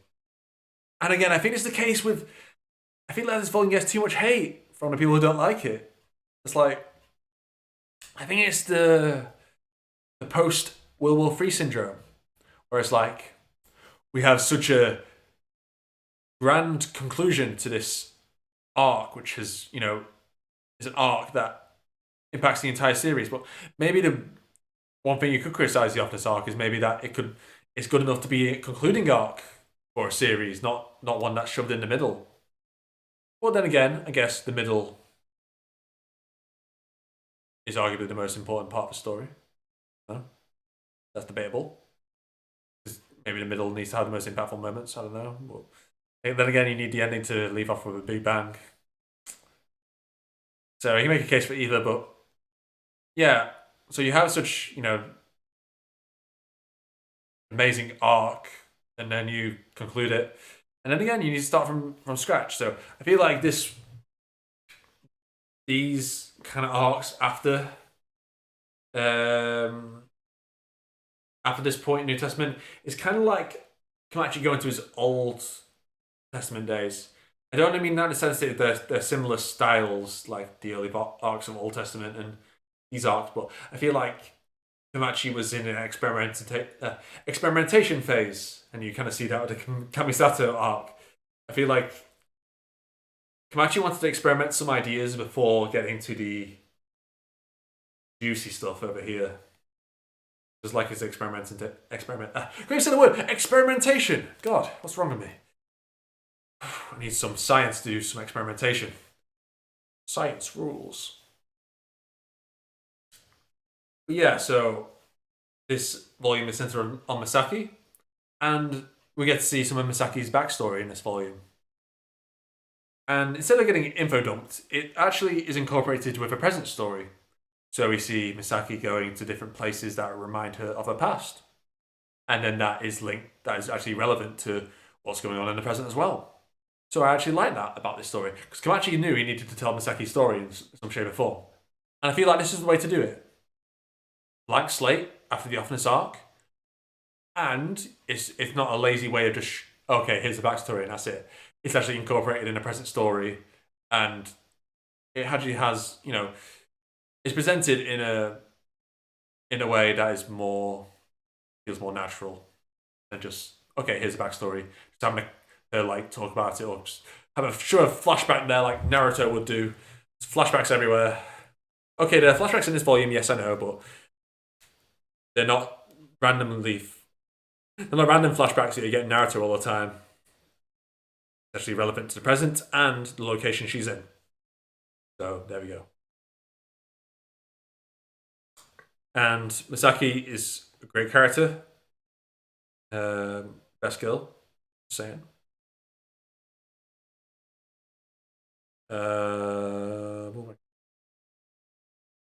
Yeah, I realize volume. I feel like it gets way too much hate. I can understand why some people might not like it, but I think I made my points to suggest why this volume is fine, like in how it was placed. I don't know. Tell me what you think. What do you think of New Testament 11? Yeah, the epilogue was great. OT 11 greater than New Testament 11.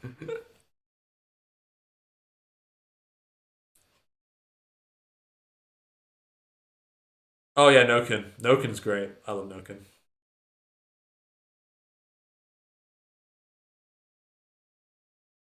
Best doggo. Oh boy. If you follow me on Twitter or you see my Discord messages, you maybe know how I feel about this volume, but I haven't made a video on it yet. But I see the New Testament 12 disrespect on social media. I don't like it. I don't like the disrespect this volume gets. Even more so than New Testament 11.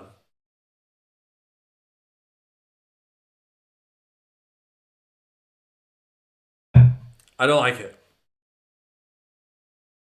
This volume deserves more respect. That is why soon, I'm not saying straight away, but I'm gonna make a video on this volume. I think I'm gonna my next like proper video will be something more geared towards people who are watching anime since I haven't really made one of those kind of videos in a while.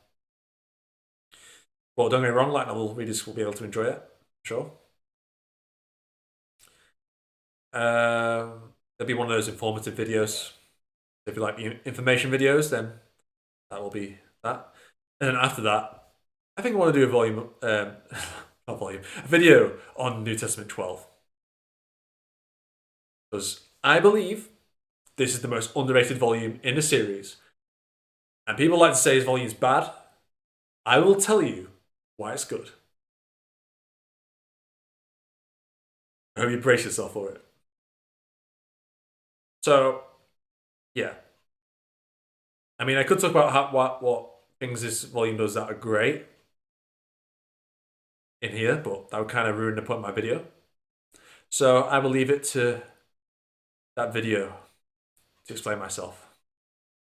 So there you go. Where shall we rank it? Ooh. Is this an S? I don't know.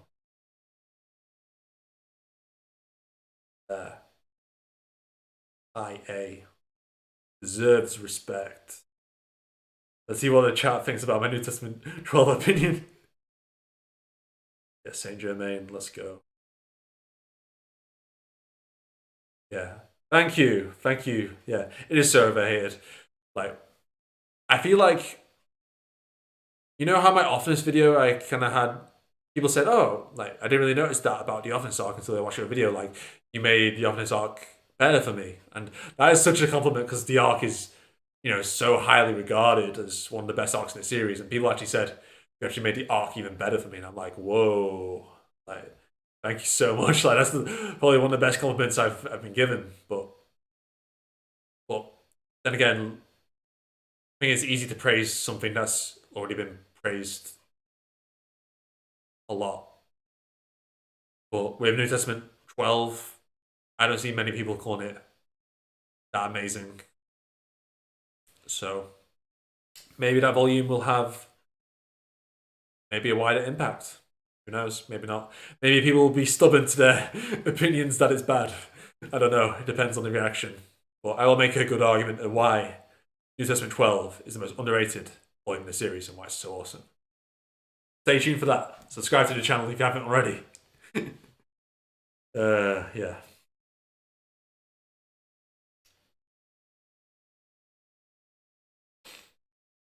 I'm going to put respect on that volume's name. I'm going to enjoy every second doing it. Okay. New Testament 13. Someone said Frank at SS earlier, and I'm like, why? It's okay.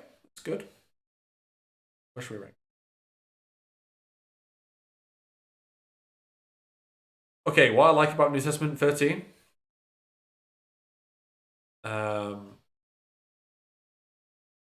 I like High Priest conversation with Terma about becoming the scorer. Because, yeah, this kind of ties into my philosophy video as well. Because, like, Terma is chosen as the representative of the magic gods.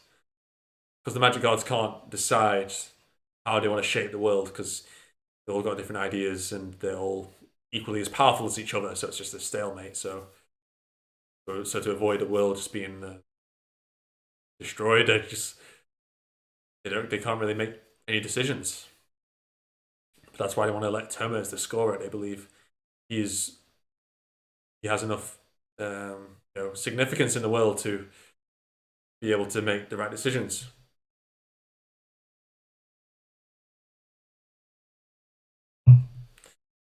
However, Terma has seen what's happened in this volume, New Testament 9, and he is very aware of what the power of a god can do to someone. When he had the power to do anything, what's the point in life? When I make my Ofnus character analysis, I will talk more about her and that point. So that kind of be like a sequel to my Ofnus art video as I get around to doing her character analysis. People wish they were the power of a god, but what value is there in having the power of a god? But yeah, that's just one scene now. Hey, thank you for the message. Got some 2K subs. But yeah, that's just one scene. Yeah, we get Kamisato introduced. Yeah, and mostly it's just a chase scene volume. Just getting chased. I mean, it's entertaining stuff, but yeah, so that's why it's not ranked higher. Because, yeah, it's got that source at the beginning, but it's mostly just an entertaining ride.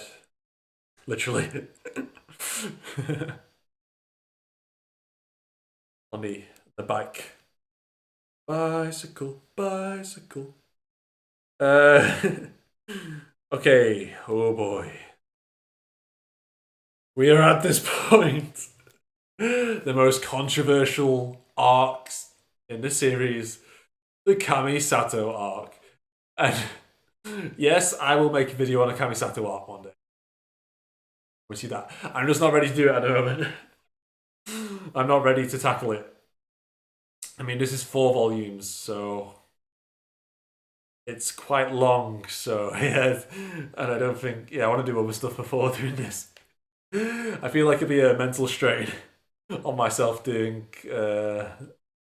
videos on Kamisato arc. Yeah, Kamisato arc is the definition of Marmite. People either love it or hate it.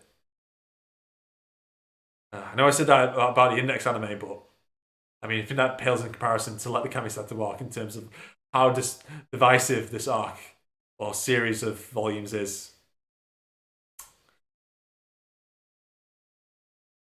Okay, but again, I don't hate the Kamisato arc. You could call me an Index super fan or something, or Index stan. You like all the Index volumes? How can you? No, well, I'll get to that in a bit, but yeah. So But yeah, I love the series. I feel like every volume of the series has something to offer. New Testament 14. I do like the parallels between Terma and Kamisato. Definitely the strongest point of the volume.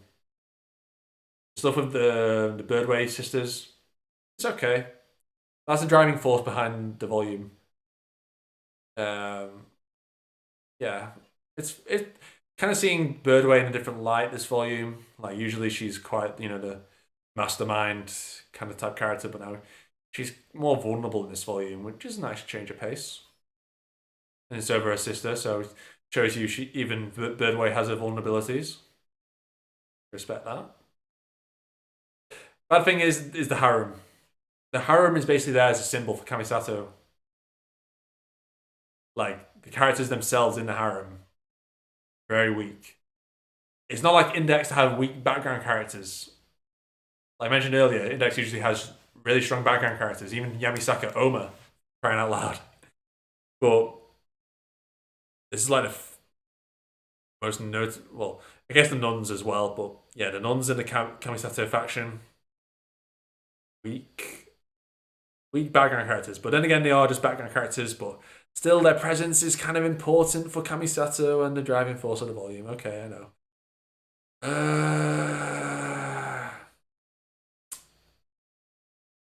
And annoying thing is that we don't really get to see them fight. It gets cut, which is a shame. We'll put it there. IB. Not the worst thing in the world. It's good. Slightly above average for an index volume, in my opinion.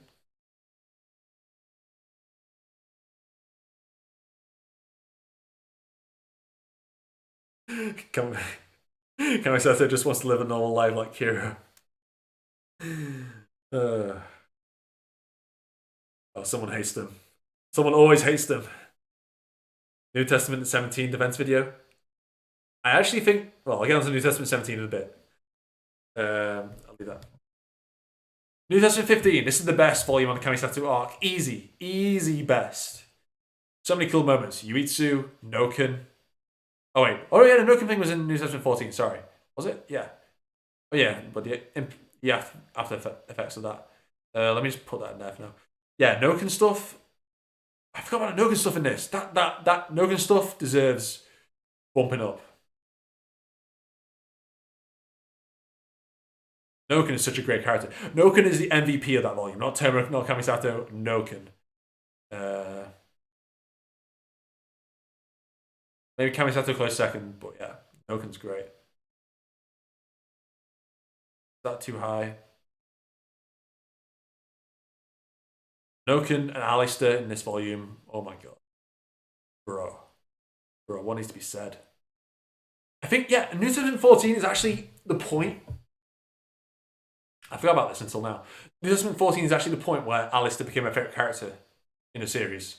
He used to be Accelerator up until New Testament 14. And I read that ending. And I read that passage with Alistair. I was like, this character's something else. And yeah, my longest video will probably be my. I don't know if it's my longest video. I don't think it'd be longer than my live streams, but one of my longest discussion videos will be the Alistair character analysis. And that will be my magnum opus. Or the best video, if you don't understand Latin, what that's saying. But yeah, that Alistair video will be a lot of work. I will try to do him justice. Back to this volume. Salome is probably the best character of the Kamisato faction. Not that I say much. I mean, she's got a cool design. Not much to a character though. But yeah, probably yeah. Just for her personality, I guess she's better than the rest of the faction. But yeah, not much to a character. Yuitsu, yeah, Kamisato and them have more things going on. Makoto actually has some character development in this volume. Great. Nice to see her get some character development for once instead of just chasing after Terma. He's being forced in scenes. That's good. You get Accelerator, but not much of him. He doesn't really do much. You get Alistair as well. Alistair gets more involved in the series. Love to see it.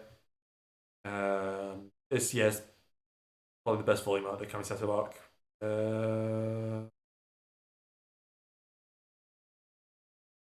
Maybe there.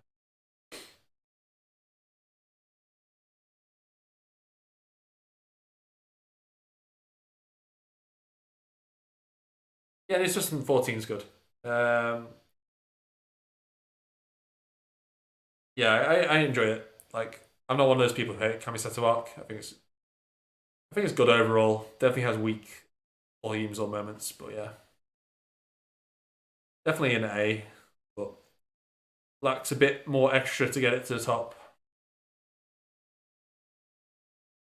Yeah, I really like this volumes as well, Callum. They definitely get overhated. Well, yeah, here's the thing. 2016. This is another crazy experiment idea with Komachi. Yeah, this is gonna be my first F. I mean, it does have some one good thing about it, and that's Kamisato's speech to Toma. I really love that moment. That's the best moment out of volume. Like Kamisato's interaction with Toma, definitely great. That's like one chapter. Uh, yeah, the elements feel kind of weird. Like this feels a bit random. Like just feels like one of those random Komachi moments you kind of read when you read Zashiki Warashi of the Intellectual Village. Kind of like that. It's like I mean, some people like that style, but I don't. I mean, I like good ideas, but the elements weren't really a good idea in my opinion. And the heat wave and the swimsuits. Yeah, it's not great. And Mikoto, we don't really get a continuation from her character development from the early volume, which is disappointing to me. Yeah, kind of like Kamachi kind of forgets Mikoto's character development from the previous volume. Just goes like, okay, let's have the AAA and just be a normal Mikoto again. Really, at least that's how it was for me. But yeah, the ending is okay. There's no fight scene that really stands out or anything. Nothing like lore wise that really sticks out. Yeah, it's don't ever call it bad. Like forcing myself to call the next volume bad is like, yeah, definitely my least favorite volume from the entire series. I'd rather read the Ice Boats over this any day, week. I'd only probably read this for the Kamisato speech chapter. People saying B and C, yeah, I don't know. I really don't like this volume. Concept of Element is great, but pacing is horrible. Uh, I don't know. Didn't really feel like they fit really well with Index. Like, it just kind of came out of nowhere, and it's like, okay, how long is UEC meant to be planning this? How has she made all these elements in such a short span of time? Like, she already had like, for example, Shoggoth and everything, and the five over, all that shiz she got from New Testament 15. She has more stuff like lying around nowhere. It's like, okay, but she's a scientist, so she could have been working on it in secret, but it's like, I had no build up really. Came out of nowhere. People hate this volume. Well, it's not the best. Definitely improvement from New Testament 16, in my opinion. Well, some people think this is the worst volume of the series, and I see you get a lot of hate on Twitter, but I don't think it's as bad as that. Let's see. So, what does this volume do good? Since people like to say when it does bad. Um, Kamisato character development in Will Reject to Land. He slowly starts to realize that his ways of doing things is wrong. That he should um, recognize that people like him for who he is, power, thanks to the magic gods. And the magic god battle is really cool. Meanwhile, Academy City's kind of like gone a bit crazy thanks to the element arc. A really itchy eye. Yeah, Academy City's kind of deteriorating. And Fran, we get Fran character development as well. She moves on from Kamisato. There's a lot of people probably complain about, oh, these girls just fall in love with Kamisato. We actually get Fran moving on from him, which is nice to see. Even though she still has feelings for him. And I like that. That's cool. That's respect. That's respectable. Respectful. Respectable. And we also get some cool Alistair moments, as usual. And the cliffhanger. The cliffhanger is really cool. So yeah, this volume does have some good stuff in it.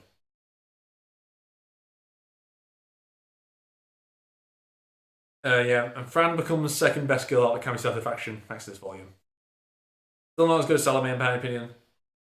Well, I mean, again, and then again, like the competition is not hard at all. It's like the other Kamisato faction girls are just like just a random, like stylized girl, like random stereotype girl for each of them, and they don't have any personalities really, or I mean, they have like some personality, but just like they don't have any depth beyond just being the thing they dress up as. Well, I feel like Salome and Fran have more to them than that. So yeah.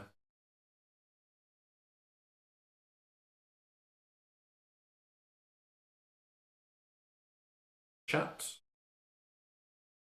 Yeah. Fran's speech is cool.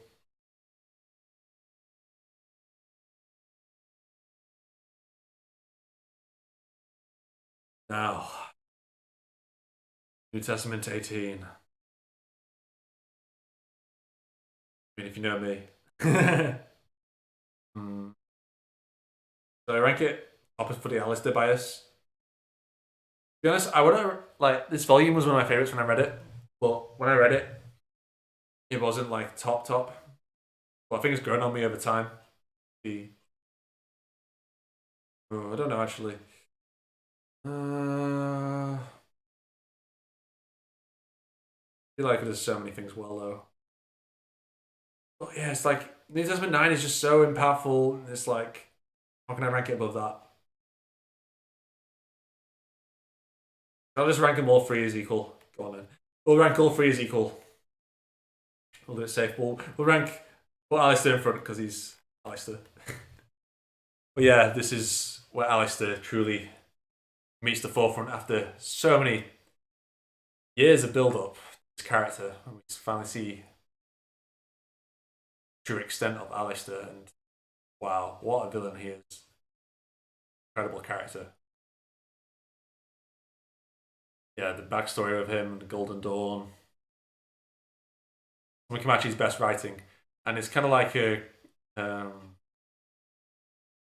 yeah Christmas Carol type shit going on with Mina Mavis showing Toma Alice's past, learning about him, climbing the mountain like Alice did.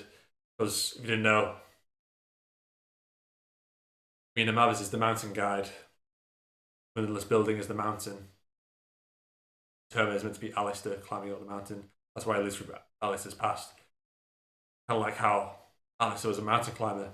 He would probably think about his past before climbing up the mountain to challenge himself. There you go. And remember, Alistair climbed the mountain, then descended it, and then that's when he found out Lilith died. Well, he already knew before, but when he got confirmation. So some interesting symbolism there for you to digest.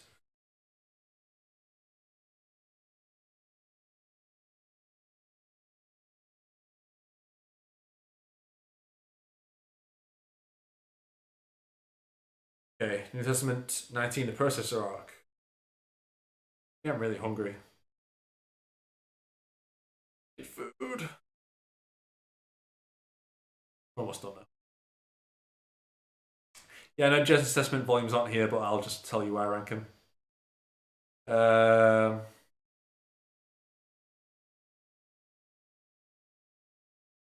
dual rank, processor arc.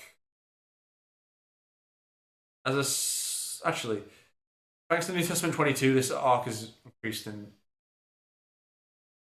This arc's Testament 22.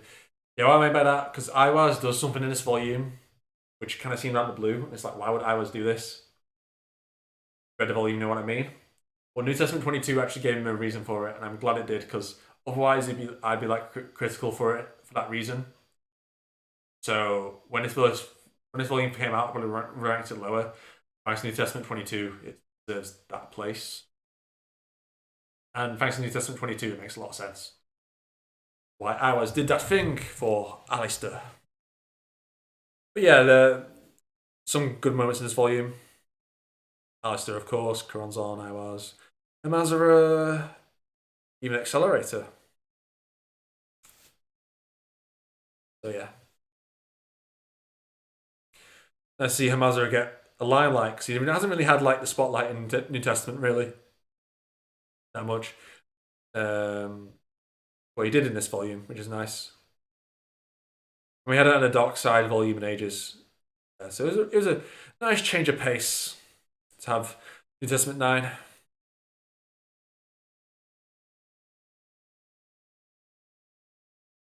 Okay. New Testament 20. I love this volume.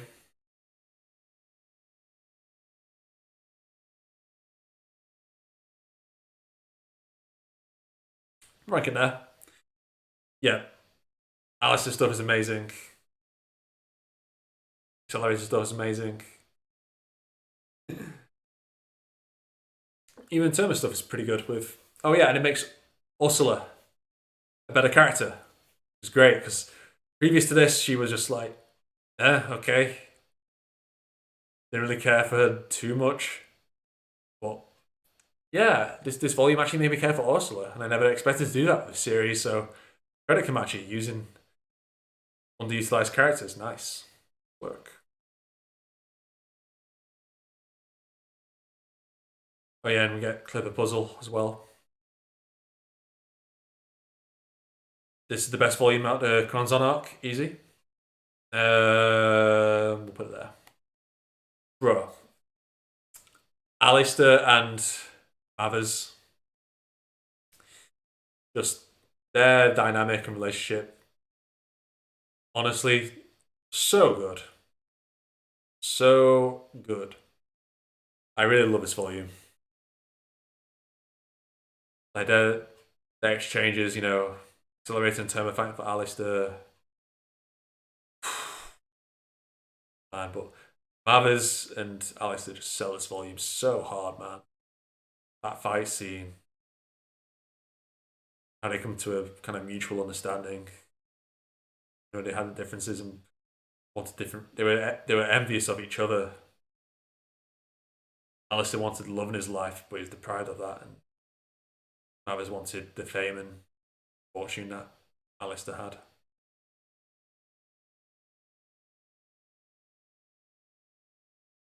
Some different perspectives.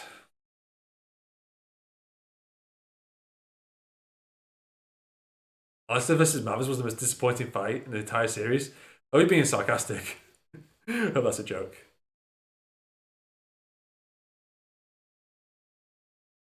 Bro, yeah, Mathers was such a great villain.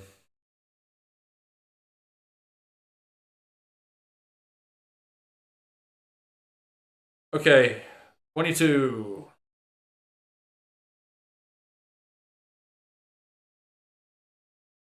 Yeah, I don't think it's as good as 21. Put it slightly above 20, but probably about the same. Yeah, this volume's good. Like Lilith and Alistair moment, really good. Kronzon as main villain. We actually get Kronzon's objective and goal. I like her goal. She's a solid villain. Not as good as Offness and Fiamma and Alistair, in my opinion, but solid. Hamazura. Hamazura makes some really interesting decisions this volume. Like, Mazura goes far in this volume, if you know what I mean. And yeah, Mazura's character is really interesting. Probably the most interesting Mazura's character has been in a while, well, since OT. Yes, make some tough decisions. And yeah, Accelerator having all the fight scenes and spotlight. But yeah, why his volume isn't higher? I don't know. I feel like it's missing something a bit more special, in my opinion. Don't get me wrong, it's a good volume and ending scene. Oh boy, that was pretty sad. Kind of blew your mind, didn't it? Okay, so now we go on to 22R. Let's see if I can draw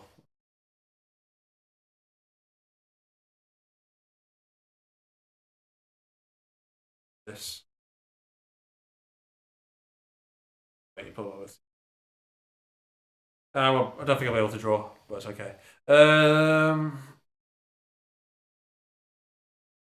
I'll rank 22R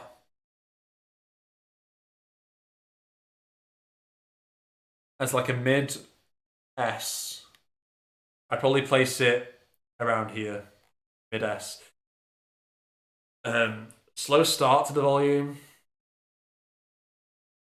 like the dresses and everything. You know, like the main girls like trying on the dresses. That's only the weakest point in the volume. That's probably why it's not higher. Maybe like lower. That first chapter kind of like prologue. I can't remember which one it was, but I think it was the first chapter. Yeah, that kind of drags it down a bit. I was like, yeah, nothing chapter. But stuff after that, again, almost feels like a true sequel to OT1. It kind of feels like that, doesn't it? I almost feel like it's like the almost perfect conclusion to New Testament. New Testament was all about Thomas' character, his identity.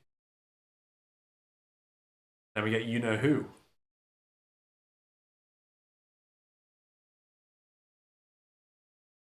And him making a decision to something very untoma like. But also mirrors what happened in OT1. So I really like that callback to the very first volume of the series. Some of the flaws, well, I mentioned that first chapter, but again, we get more questions than answers when it comes to this little hand. Yeah, it's kind of annoying. We get more questions than answers. That's one thing I was in kind of at volume for.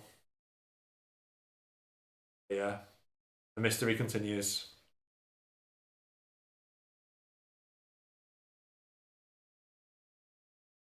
Yeah, exactly. Seven. I'm going to say it in the because I don't want people spoiled. I mean, I talked about some spoilers, but I don't want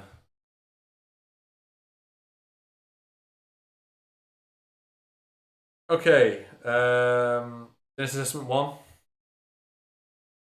Probably around a B. If you watch my Genesis Testament podcast, I've talked about every Genesis Testament volume. So you probably know my thoughts on it if you watch that. If not, you can watch it on my channel. Just find the Toraro podcast Genesis Testament episode. But yeah, probably be about B. It's just a solid index volume. Again, starting afresh from the conclusion from New Testament. Fine. But yeah, it just feels like a classic index story, really.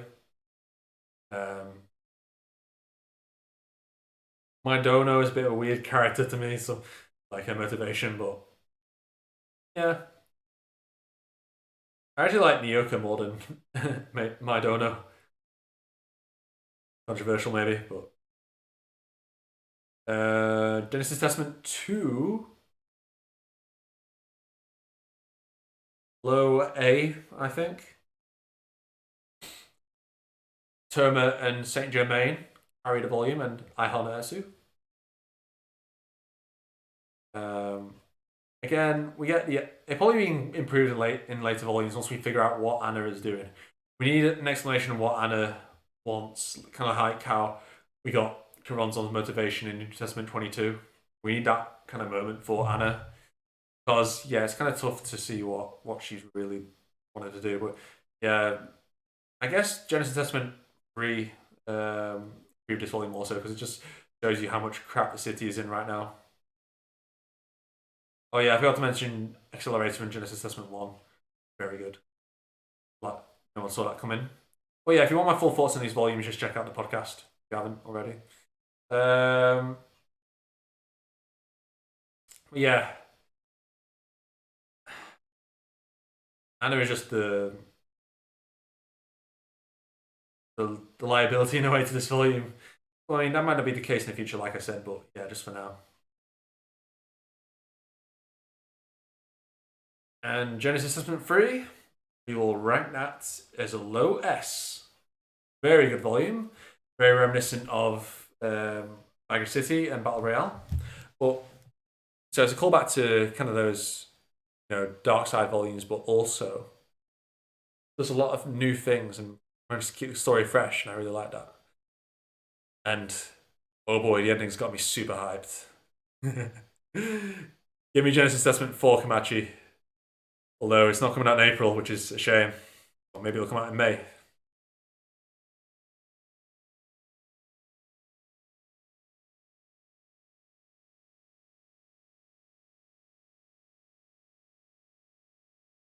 Yeah. Genesis Testament 3 is yeah, one of the best for Hamazura. I agree with you.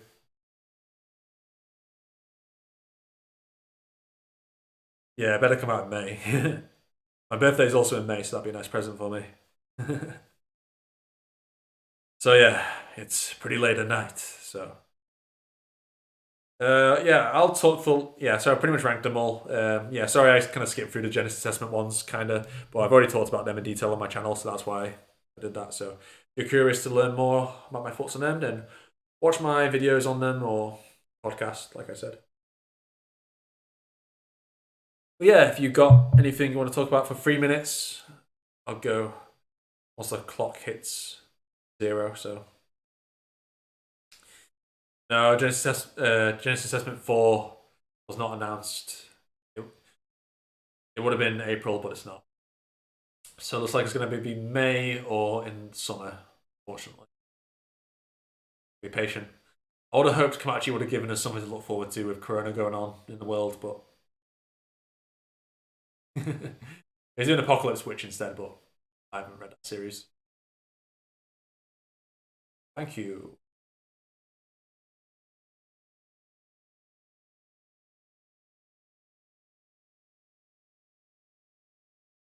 What are your thoughts on what Genesis Testament 4 is going to be? Well, I don't know, obviously, but feel like Toma's going to get out of the hospital and he might learn about what's happened in the city with Operation Handcuffs. And I feel like he might want to fight Accelerator.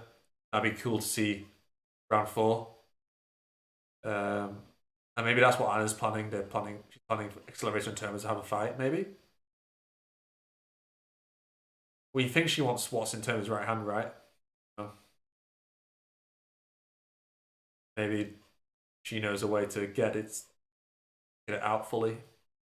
Accelerator, who knows? She seems interested in Accelerator for some reason, so there must be something to do with Accelerator that relates to a plan, maybe. And um, I think Alistair might play a part in volume as well. Also, I realise I'm one of your first 500 subscribers. Thank you, Patrick. Appreciate continued support. Just yesterday I discovered you at Alistair AMV. Nice. I mean, it's an okay AMV since it's like how many action scenes I could use for that, but I did the best I could with what scenes Alistair has in the anime. They do the fact, do you think Toma can win? I don't.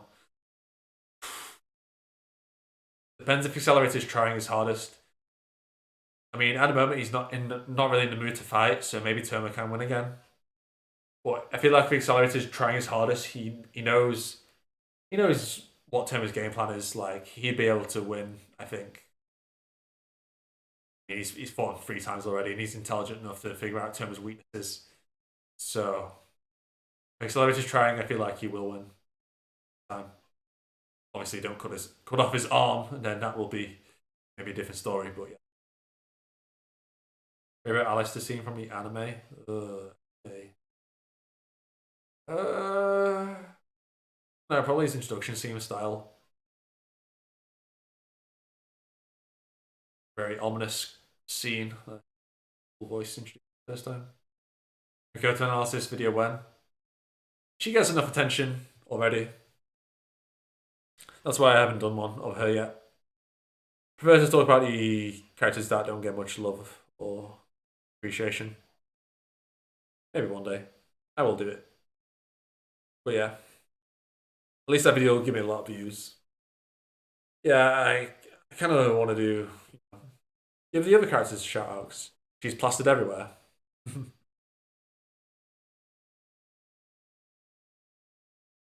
Okay, I'll call it a day.